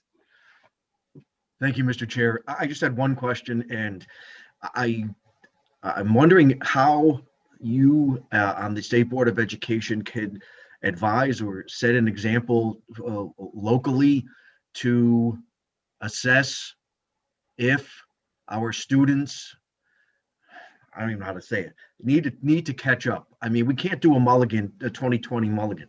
So how do you know that the at-home online learning has prepared the students enough to advance onto the next grade level? Senator Duff made mention of it earlier when some students go to your first year in college, they oftentimes have to take a remedial class to kind of catch up. But through no fault of their own, the pandemic happened, and everyone needed to adapt. But how are we going to judge how that adaptation worked? Yes, thank you for the question, Representative Gresco. I think we have to not ask the question of whether our children's learning was impacted, but accept that from last March to today has been a complete upheaval to the way in which we have approached our children's learning to this point. And so it requires some very new strategies. And I think we should accept that things have been very different and that requires some very different and creative responses to that. And so, each district right now, there is a, additional round of federal funding that's come in. Each district is charged with doing planning processes. And I think we should really be looking for really creative and responsive plans out of that process that addresses the fact that there has been a disruption and changes, and that the goals that educators set prior to the pandemic for what was going to be achieved during the last school year and this school year have been impacted and been changed. And I think those plans need to put in place creative ways of providing additional support to learners who are continuing to be remote and working in the hybrid, as well as those that are in the classroom. It was mentioned earlier when one of my colleagues was testifying about the need for the extended day and summer opportunities. I think we need to go into it knowing that we need to provide that. I think we need to go into it ready for the social emotional supports that are needed. This has been hugely disruptive to the mental health, mental well-being of educators, families, caregivers, as well as our learners. I'm horrified at the rise nationwide, the rise in suicide rates among young people through this pandemic. So we have to have plans that address that mental well-being, social emotional aspect as well, and certainly the recovery, the learning loss, and the recovery. And I think we're going to be measuring that based upon the work that educators do in the classroom each day with their learners, where they are setting individual goals for learners and working with the students under their care around progress, conversation and communication with families and support around that progress as well, so that we can put each of our learners on that path to catch up what's been met and around a reset. Thank you for that answer, and thank you, Mr. Chair.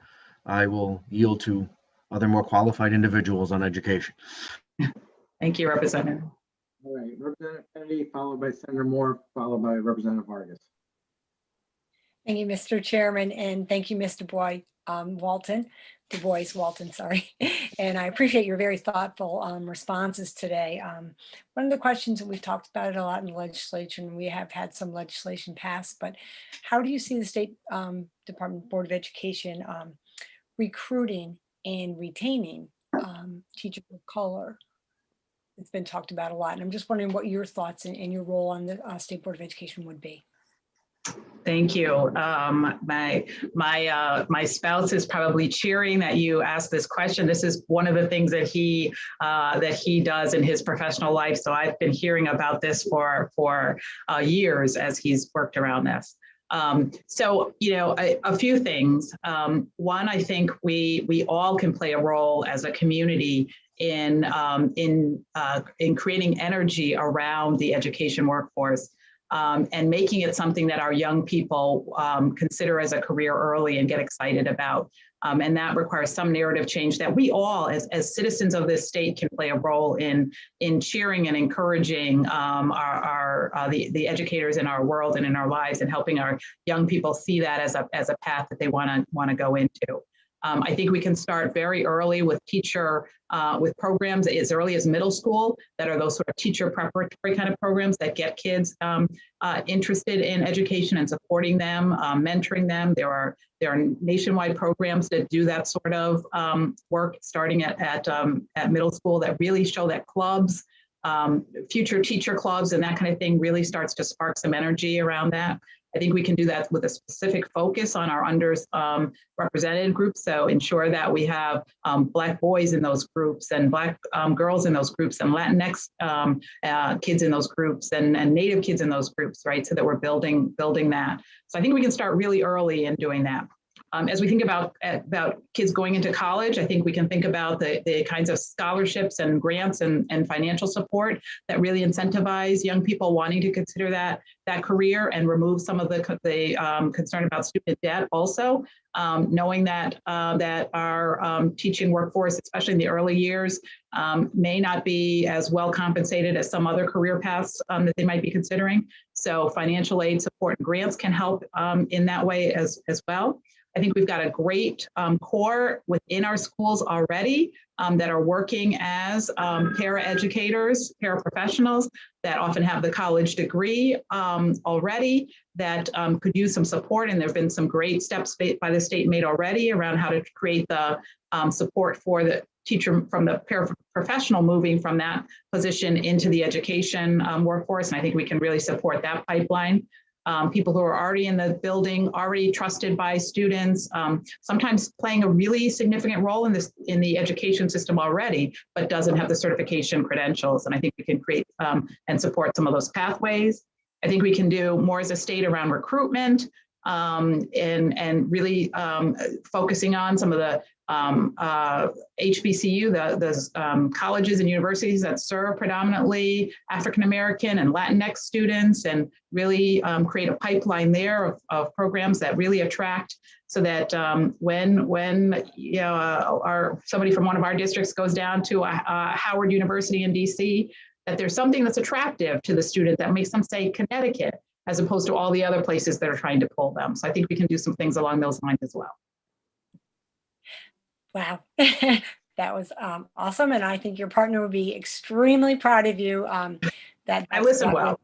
You listen well. No, it's exactly. I sit on the Teacher of the Year state committee, and it's a lot of the responses. We have to reach the kids at early ages in the middle schools and show them what a wonderful, fulfilling career it could be for them. So I thank you very much for spending your morning with us and for you continuing to be a member of the State Department of Education. Thank you so very much. Thank you. Thank you, Mr. Chairman. Thank you, Representative. Senator Moore, followed by Representative Vargas. Thank you. First of all, I have no idea, Mr. Chairman, Rico, what a 2020 mulligan is. A do-over. Oh, okay. Right. I hope I interpreted it correctly. I understood it to be a do-over. Yes, a do-over. We can't do-over. Okay. Good morning, getting close to the afternoon. It's a pleasure. I've been in your company before in a couple of different places, so it's great to have you here. I do want to say I am so impressed with some of the things that you've said, and when you talk about diversity and inclusion and racial equity and your ideas. Part of it is because I've promised everybody that I've been around that I will say this until I see it happen. I'm looking through everything through a racial equity lens that I do this year. That will be my mantra for the whole year, for everything that we do. And I heard you repeat it over and over again. There's a couple of things I wanted to ask you about. You're sitting on the committee to look at equity, racial equity. Can you tell me what you see, what are the biggest challenges to be able to integrate equity and talking about all cultures within a curriculum? Can you share some of that?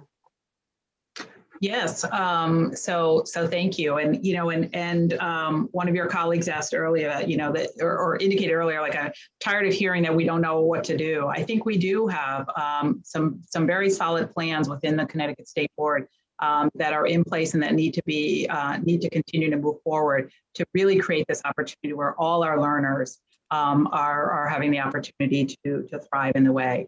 And part of that requires us having culturally responsive educators and culturally responsive curriculum, culturally relevant curriculum, right? And so one of the barriers is that first, when we start trying to apply a racial equity lens, we have to all acknowledge that there's been a tremendous amount of miseducation that we've been subject to ourselves around history and learning. So one of the barriers is just that there's a lot of unlearning that has to happen in order to do the sort of the new learning. We have to undo some old ways in order to create new ways of being together, new ways of learning, new frames for history that we learned a certain way. That's more inclusive, that encompasses a range of different viewpoints. So I think there's some unlearning that has to happen, and a willingness for each of us to do that unlearning and learn together. We have to each confront our own biases. It's not like other people have bias and we don't, right?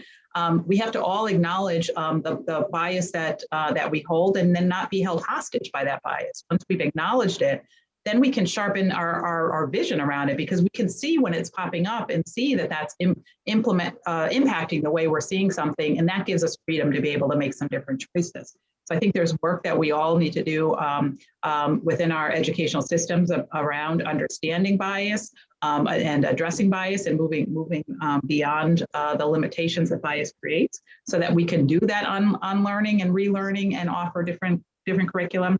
And then I think we have to embrace the range of different cultural experiences and learning styles that are in our classrooms, and have a teaching force that's fluid enough and adept enough to be able to engage in different ways and connect to the experience of the learner that's in front of them. I think if we can do those things, I think we can really begin to make some strides in young people feeling really connected to their education, feeling like they're cared for, and learning things that are relevant to them. And I think if we're doing that, along with all the wonderful things that have been discussed today around having different pathways to college, to technical career, right? If we do all of those kinds of things, I think we will find that we are connecting to a group of young people that have felt very left behind in our districts, and have not been achieving at the level that we know that they're capable of. So over the last 4 years, between government and the pandemic, I think this is an opportunity for us to shift in how we think about many, many things. I see the opportunities being endless, right? And I think about the education system that we're in now was built so long ago that it may not be appropriate for this new world that I believe we have the opportunity to build, that we can now build what we would like to have, but based on what we've learned from the past of what didn't work, and that system wasn't built for everyone, right? It was only built for some to succeed. I listened to Representative Vargas talk about charter schools, and Representative Gott, they talk about it. I'm in like in the middle of this flux. All I want is a great education and opportunity for everyone, and let them choose a path. But I also want equitable in the way of if it's going to be state funded, it's state funded, right? You want to do the other, it's a private school then. I want my state dollars to be equitable for every child.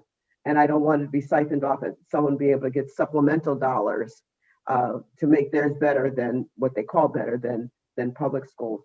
But I also think that's part of this equation. We need to really look at what our schools look like, how are they funded, and that we are able to sustain that funding. So I heard you mention new strategies and creative responses.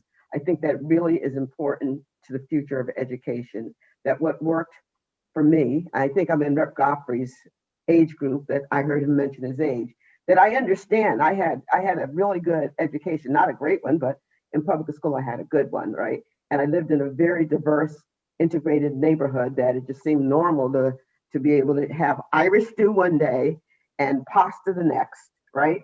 And pork chops the next day, right? We were just all living together in this community, and we have segregated ourselves, right? But we have to take all those things into consideration about what the new world looks like and what we're going to create. And so I'm wondering, are you open to looking at revamping our school systems to be able, and I think this is more of a 20-year plan. I don't think you can get there overnight, but a long-term plan on how we revamp the school systems and how our children learn and what the state can do to support those. Do you see a vision for that? Oh, I think I'm absolutely open to, what I talk about as transformational change. I don't think we're, the best way to get the same results that we've gotten over time is to keep doing the same things we've been doing over time, right? And so if we're not happy with the results we're getting, it requires us to really take a look at what needs to change around that. And I don't think it's just tinkering around the edges. I think there are some big, bold things that we'll need to do differently, because our children's lives are at stake here. We cannot afford to leave behind large segments of our population because they are lower income, or large segments of our population because they are Latinx or they are African American, and only look at the positive Connecticut education outcomes and ignore the fact that it's not that for everybody. And so that is going to require us doing things very differently. And I am certainly open to that and supportive of a state board that is open to working in that way, and a partnership with the legislature that works in that way. So thank you. I really look forward to hearing more from you and see what comes out of this State Board of Education with some new people and new thoughts and thinking differently about the future of Connecticut, not rubber stamping what we've done in the past. But I do appreciate this, and I look forward to working with you. Thank you. Thank you. Mr. Good Chair. to see you, Senator. Thank you. Thank you, Senator Moore. Representative Vargas. Thank you, Mr. Chairman. And thank you, Karen, for all the work you're doing. And as I've told other nominees for the State Board of Education, I believe this is the time we need to double down on improving our public schools, reemphasize the fact that we need to address the shortcomings of our public schools, and that should be our number one priority. It's not the time to throw in the towel and give up on our public schools. That would be a terrible, terrible mistake, I believe. And just quickly on another issue, the issue of Latinx. You may not be aware of this, and it may not be your responsibility completely, but it's an issue the Latino community and the Hispanic organizations around the country have denounced as something coming outside the community and being imposed on the community. I've had conversation with friends who've tried to justify this on a couple of grounds. One, the fact that Hispanics come from different national cultural traditions, Peruvians, Dominicans, and therefore the X stands for that. I've had other friends who've tried to explain this in terms of gender and sexual orientation, but it really doesn't make any sense, because all those arguments could be equally applied to the Black community. We have Haitians, we have people with the Southern Black experience, we have African immigrants, Jamaicans, West Indians. In the Asian community, we have Japanese Americans, Chinese Americans, Koreans, Cambodians, people from Thailand. And they equally represent different national and different cultural traditions. And they also represent different genders and sexual orientation too. Yet nobody has tried to impose Black X or Asian X on those communities, or Native American X. So I would just caution you that you're going to get pushback on this issue. The Black and Puerto Rican Legislative Caucus has taken a position against this term as an insulting term. And several Mexican American, Cuban American, Dominican American organizations have taken a position against this term. So it will be an emerging issue, but it seems like something that some cultural elites thought up and are trying to impose on the community. It did not come organically out of the Hispanic community. It took us a long time to get used to terms like Hispanic and Latino, but there's a pushback on this Latinx term. I just wanted you to be aware of that. Thank you. I very much appreciate that, Representative Vargas. And, you know, in alignment with everything that I've said, I have to be open to learning. And so you have just shared something with me that I am happy to take in, and appreciate your offering that to me. Thank you. Thank you, Representative Vargas. And thank you, Mr. Chair. Thank you, sir. Representative Yacarino. Thank you, Mr. Chair, and thank you, Karen, for being here and stepping up for the State Board of Education. I like your attitude and your approach and your knowledge and practicality. I do have a question, and I did support the Latino and African American Studies for our school systems. The curriculum should be in the school system now. I don't know if it is or isn't. And if could you let me know if it has been? And could you hear me? Yes. Yes. Oh, hi. So I did support that, and I have a follow-up question after, but the curriculum, has it started? And I didn't remember if it's just going to be in the high schools or it's going to be all through K through 12. Right. So the curriculum was just approved. So the legislation was for a high school level class, and the curriculum was just approved, and now we'll be rolling out. So in the upcoming school year, I think you'll start to see school districts getting that guidance, the framework of the classroom that was developed in partnership with CERC and the State Board of Ed, and beginning to roll out. And as to the where it starts, you know, I would love to see it starting from pre-K all the way through, and being a required part of curriculum. So I think that's for us to work toward. It's not there yet. I agree. One thing I am surprised, Indigenous or Indians, Native Americans, there's no real studies. I've studied it myself quite a bit. I have many books on my counter where I am now.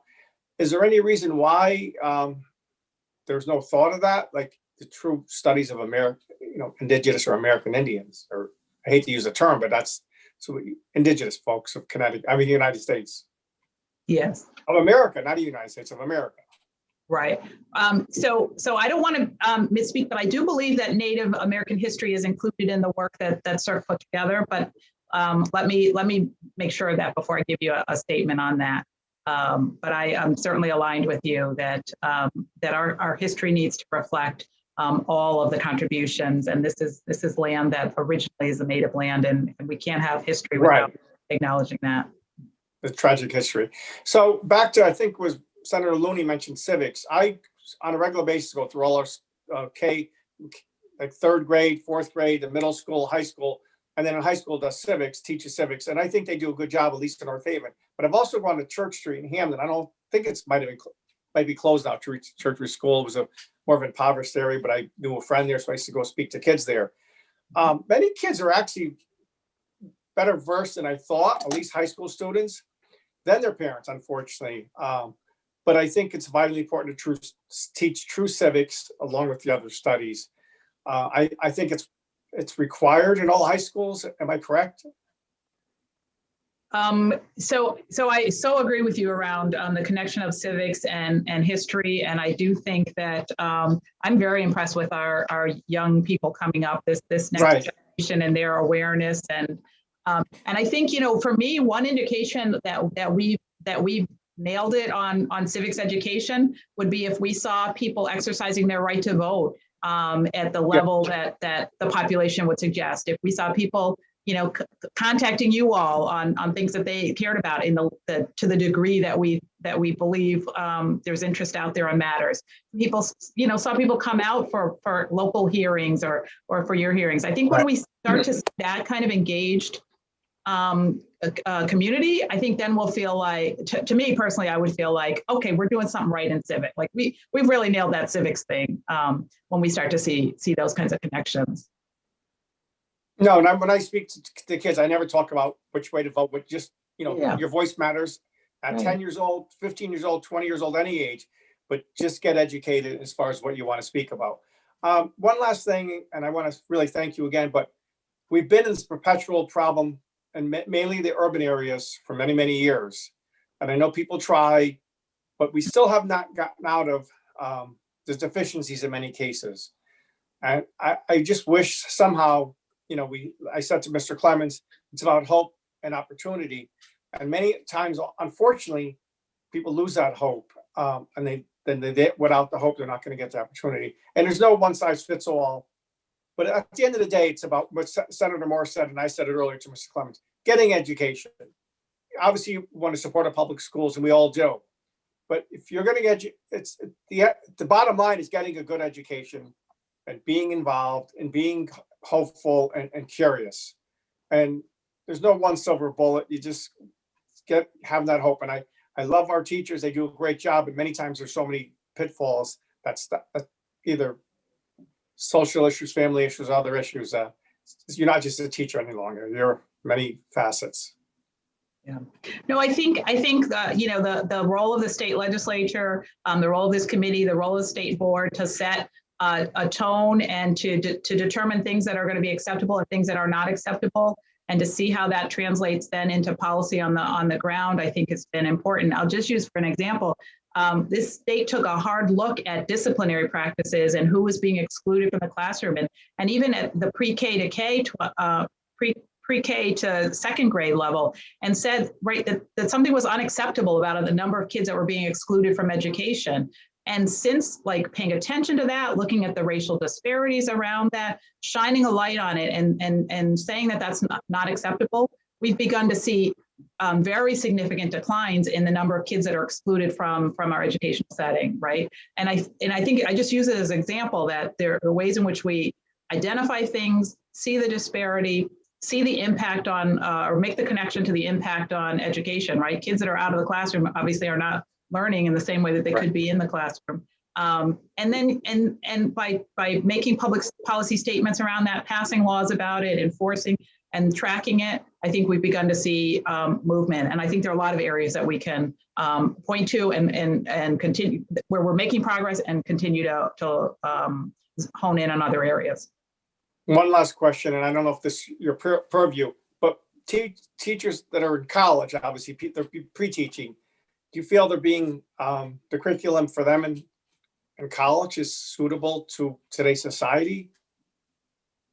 It's a place, I think, for greater alignment, right? As we're talking about teaching for civics, or we're talking about teaching for the history that reflects the experience of all of us in this state and all of us in our country. I think there are places where we can better align. As we're talking about trying to hone in on these disparities, I think there are ways that we can ensure that we're graduating from teacher prep programs, educators who are prepared to work in those ways. So I think we've got some great higher ed programs doing great work, and they're in partnership around trying to figure out what's their role in closing the disparity, ending the disparities and the gaps that we see. Oh, thank you so much, and appreciate your time and your effort for our State Board of Education. Thank you, Mr. Chair. Thank you. Thank you, Representative. Thank you. I just have one question, but first of all, I just say that one of my, I would imagine that would probably be the case for most of the folks on this Zoom and the committee, is that my favorite classes were always civics and current events, because it was understanding. And I thought actually, we talk about civics, current events is I think very important, because it allows, and back then, back in the 19s, as my kids like to say, we ended up reading Newsweek every week, and understanding how what happens in another country affects us here in the United States, and it ties that all in together. And so, you know, that I think is that those kinds of things are important. You get a broader view of why, you know, as Senator Looney said, why voting matters, because of the fact that you understand, you know, America's role, or what we're doing right, what we're doing wrong, and what we could be doing better.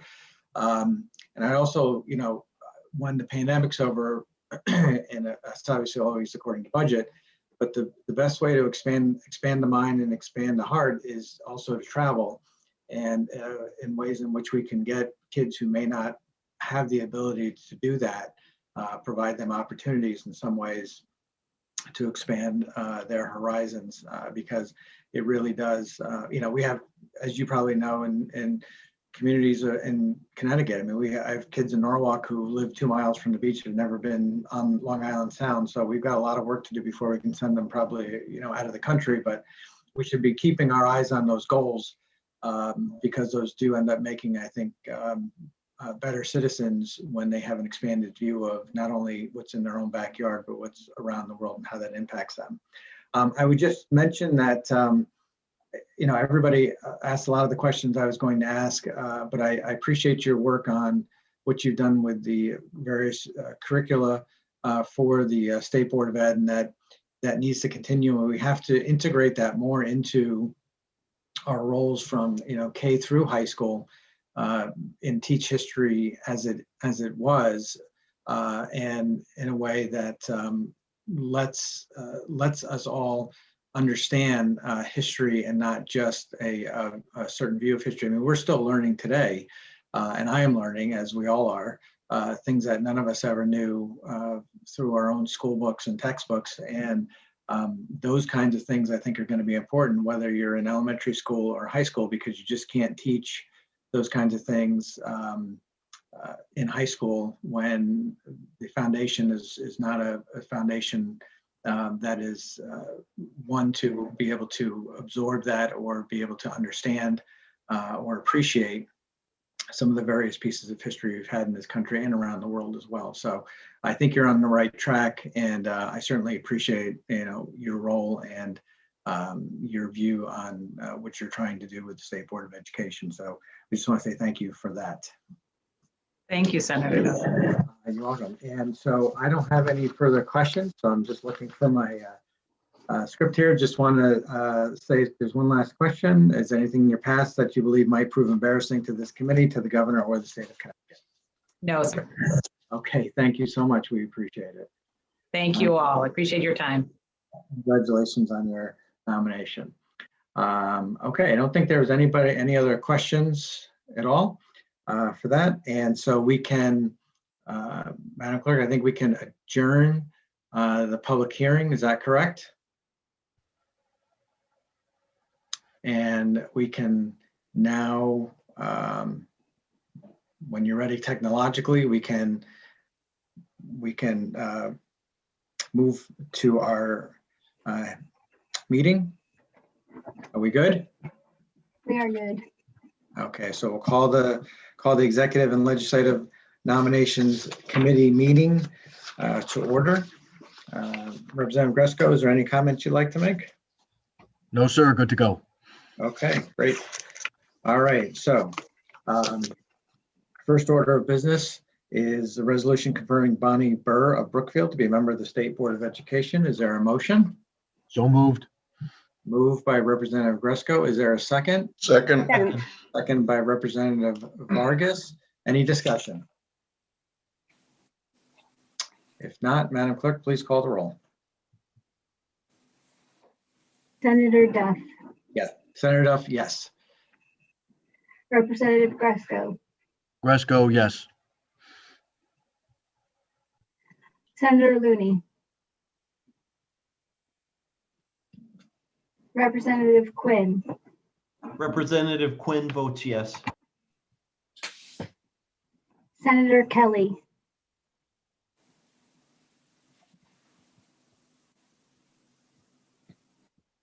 Representative Kennedy, Kennedy, yes. Representative D'Agostino,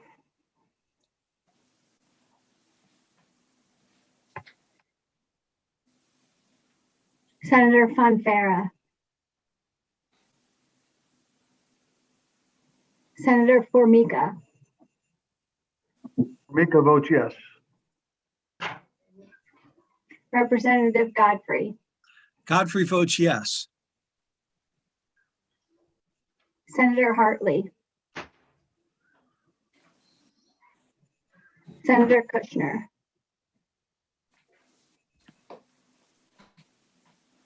Senator Moore. Senator Moore, yes. Representative Perillo. Representative Yacarino. Yacarino votes yes. Representative Vargas. Representative Vargas votes yes. Senator Summers. Senator Summers votes yes. That's the roll.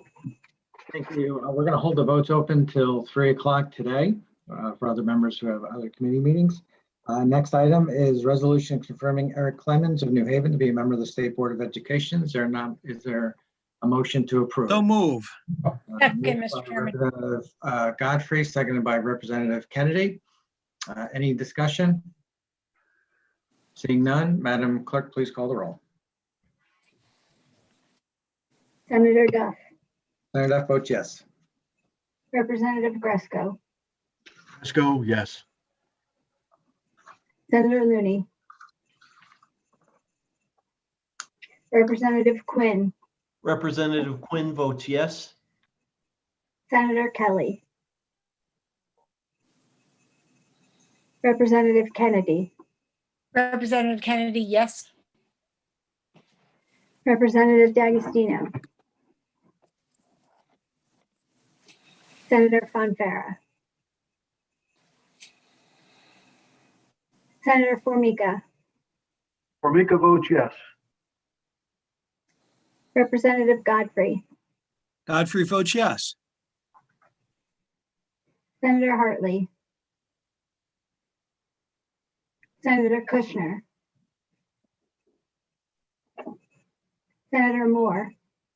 Senator Moore votes yes. Representative Perillo. Representative Yacarino. Representative Yacarino votes yes. Representative Vargas. Representative Vargas votes yes. Senator Summers. Senator Summers votes yes.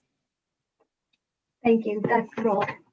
Thank you, Madam Clerk. Next is the resolution confirming Malia Seavey of Waterford to be reappointed as a member of the State Board of Education. Do I have a motion? So moved. Moved by Representative Vargas. Is there a second? Second by Senator Formica. Any discussion?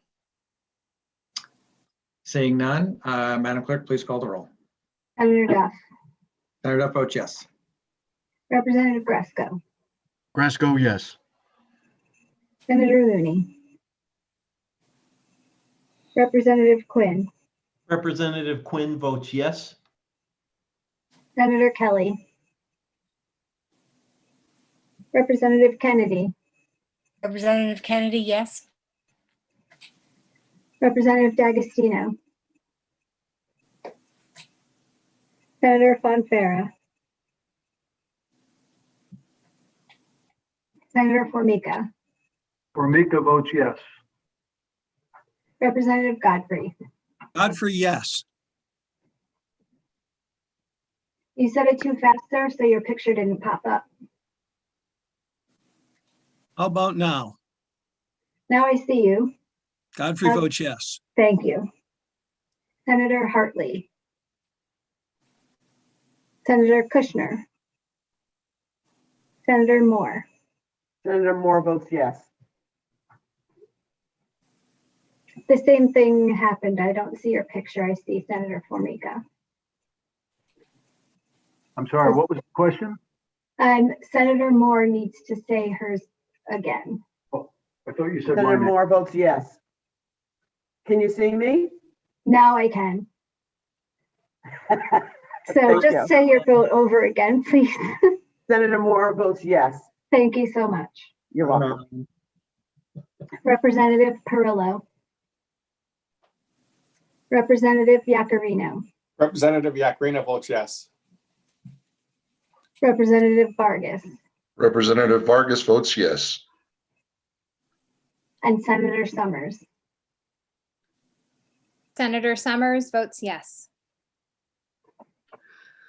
Madam Clerk, Thank you. next resolution is resolution confirming Karen DuBois Walton to be a member of the State Board of Education. Is there a motion? So moved, Mr. Chairman. Moved by Representative Kennedy, and second, is there a second? Second. Second by Representative Yacarino. Any discussion? None? Madam Clerk, please call the roll. Senator Duff. Senator Duff votes yes. Representative Gresco. Fresco votes yes. Senator Looney. Representative Quinn. Representative Quinn votes yes. Senator Kelly. Representative Kennedy. Representative Kennedy, yes. Representative D'Agostino. Senator Fonfara. Senator Formica. Formica votes yes. Representative Godfrey. Godfrey votes yes. Senator Hartley. Senator Kushner. Senator Moore. Senator Moore votes yes. Representative Perillo. Perillo votes yes. Representative Yacarino. Representative Yakarino votes yes. Could you see me? Yes. Representative Vargas. Representative Vargas votes yes. And Senator Summers. Senator Summers votes yes. That's the roll.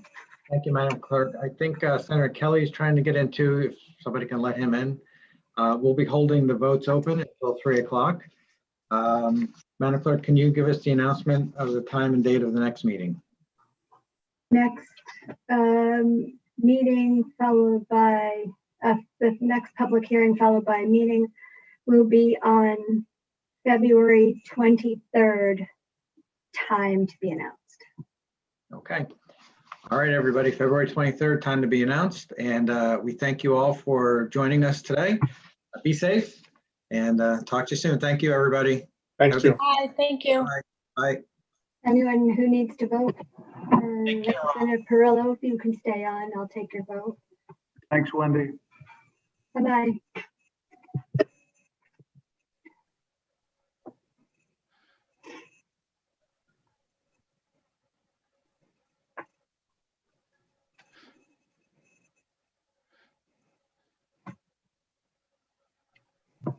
Did you turn the stove off? Was it boiling?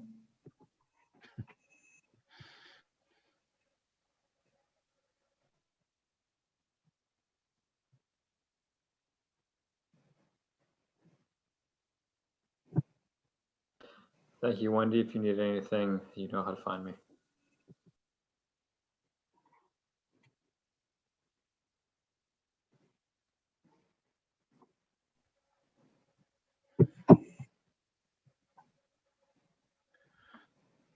Where did Perillo go? I don't know. And I just got a message that says Senator Kelly's trying to get in, but I always send it to 2 different emails.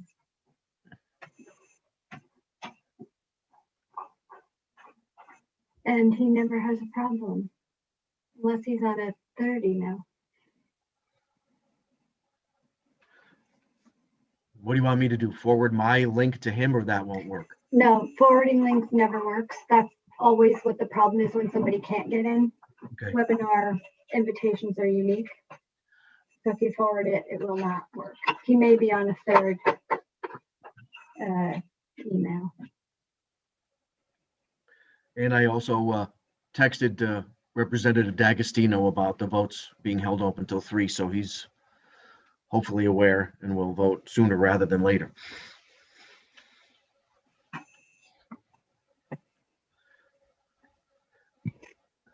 Um,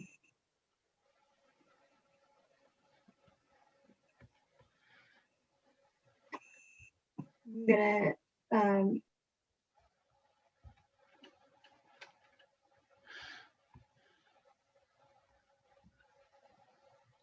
You're muted. Okay. Well, I've got to run to another Zoom meeting, but I'll check back with you.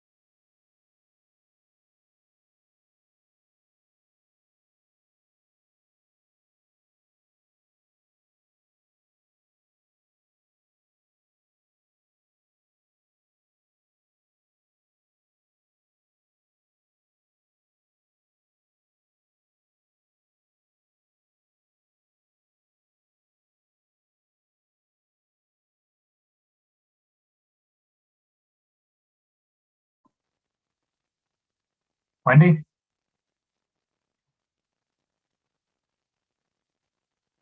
Hey, Julie?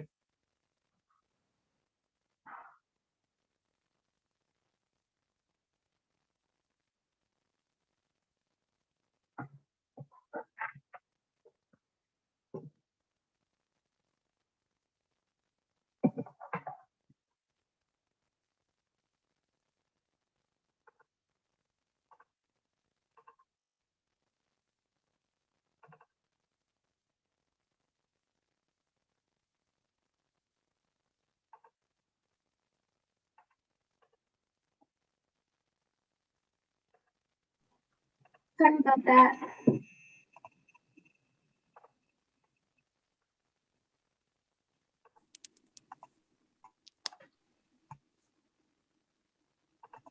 Can you hear me? Hi, can you hear me now? Yep. I can barely hear you. I'm on my phone and I have my volume all the way up, but I can't hear you very well. Is this better? A little. Let me see if I can turn my volume up a little. Is this better? Yeah, I can hear you, I think, and enough for the vote. Okay, hold on just one sec. You can text me and tell me that you're in there. I was just answering an email, so. Oh, okay. I wonder if you could also send the Zoom links to the Zoom link for this in the future, to my personal email, because when I'm on my laptop for work, I can be on the other personal computer. Absolutely. It'd be easier than doing Yep. it from my phone. You can text me or have your aide send me that, and I'll add it to every invitation from now on. Thank you. I'm chairing a meeting, a hearing today, so that's why I wasn't there. No problem. I do it for other people, so.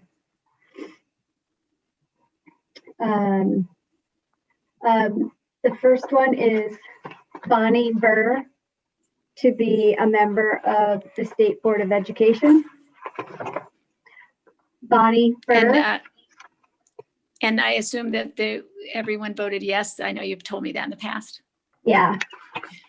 Thank you. Yes, Senator Kushner votes yes.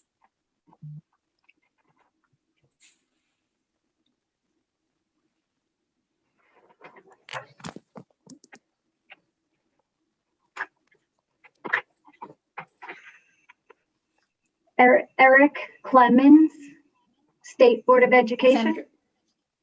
Senator Kushner votes yes.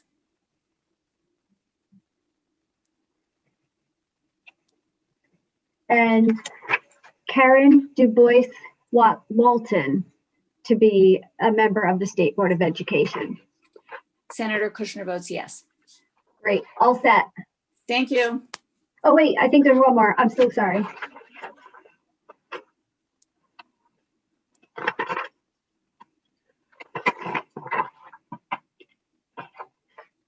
Malia Stevie to be a member of the State Board of Education. Senator Kushner votes yes. Thank you. That's all of them. Thank you, Wendy. Have Take a good care. day. Wendy, do you need me too? Yep. Same thing too. You can text me and let me know you're ready to vote, and then you don't have to sit on here. Okay. Are these all Senate? Do you need my vote on this? What's that?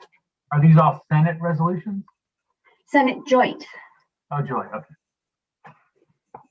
Otherwise, I wouldn't have to bother you. Gotcha. Malia CV, member of the votes yes.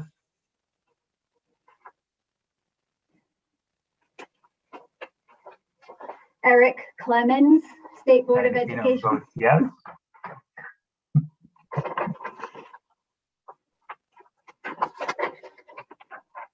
Karen DuBois Walton. Agostino votes yes.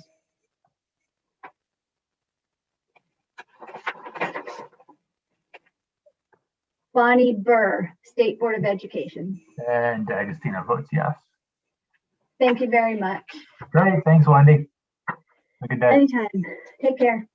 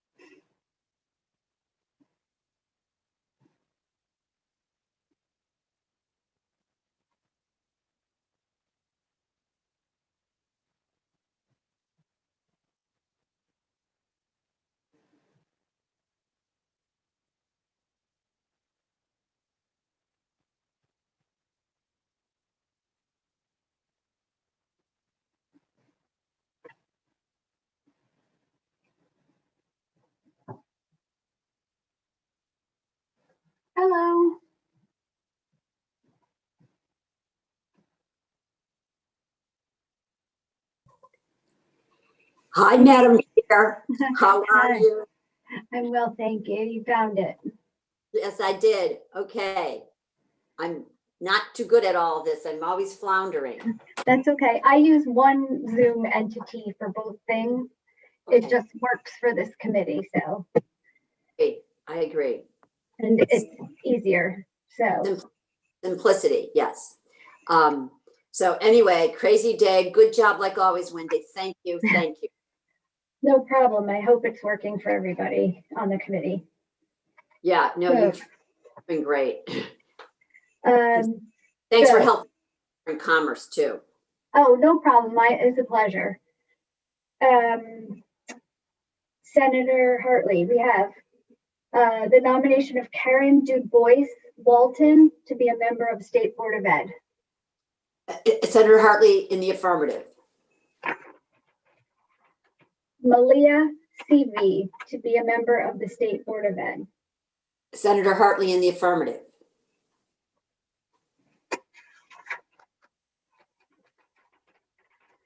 Eric Clemens to be a member of the State Board of Ed. Hartley in the affirmative.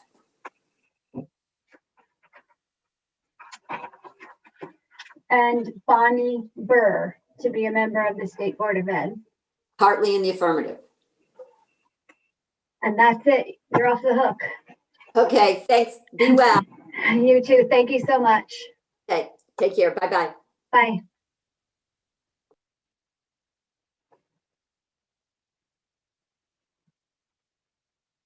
Hi, Senator Kelly.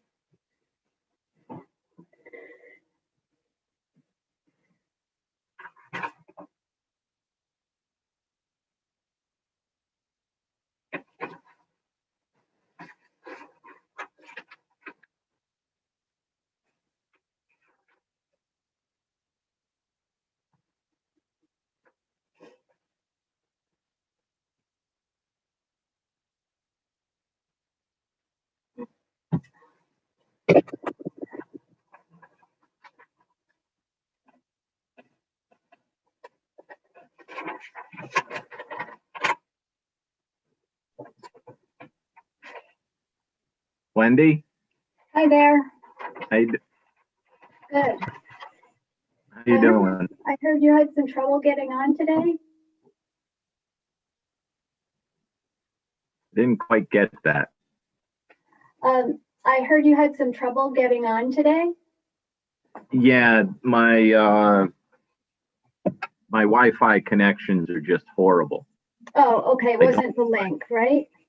No, it's not on your end. I've talked Okay. on our end. I've got Optimum and Verizon, and both are having problems. So it's both here and at work. So I don't know, although I don't live that far away from where I work. So it's like I think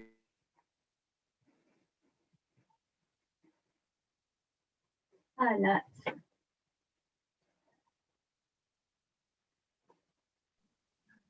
Looks So- like you froze there for a moment, but you're back. yeah, see, that's what I'm like, connect and then I disconnect and I connect and disconnect. So you should Oh, probably get boy. the vote while you can on here. Okay. Karen DuBois Walton to be a member of the State Board of Ed. Yes, Malia CV to be a member of the State Board of Ed. yes, Eric Clemens to be a member of the State Board of Ed. yes, We're in the home stretch here. Just have to turn one more page. Bonnie Burr to be a member of the State Board of Ed.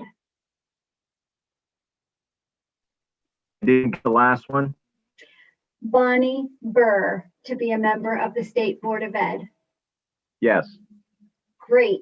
Thank you so much. Were they all unanimous? They were, yes. Yeah. Okay. Thank you. Thank you. Bye, Senator. Hello, Representative Perillo. Hi, Wendy. How are you? I'm well, thank you. I got one of your votes. I know. Sorry. Then I had to hop Okay. out. No problem. Everybody's doing that today. It's a busy day. Busy day. So I have for you Malia CV of Waterford to be a member of the State Board of Education. Perillo's a yes. Eric Clemens to be a member of the State Board of Education. Perillo's yes.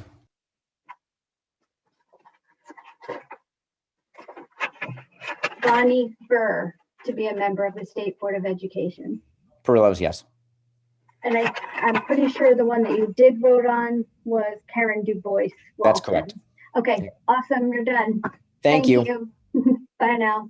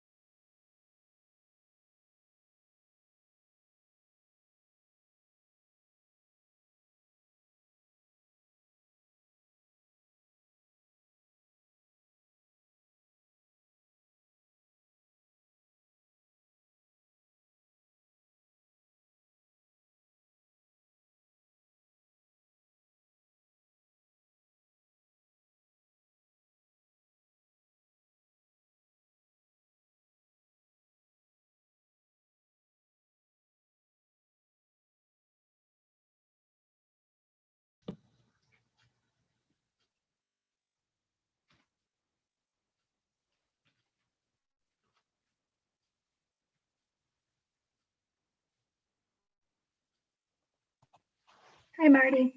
Hey, Wendy, how are you? Okay. I have for you, Ready to vote? Mhm.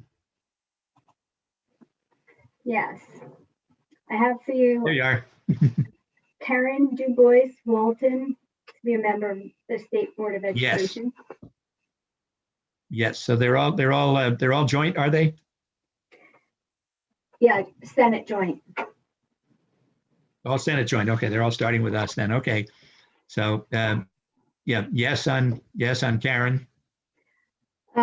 Malia CV of Waterford for the State Board Yes of on her Education. also.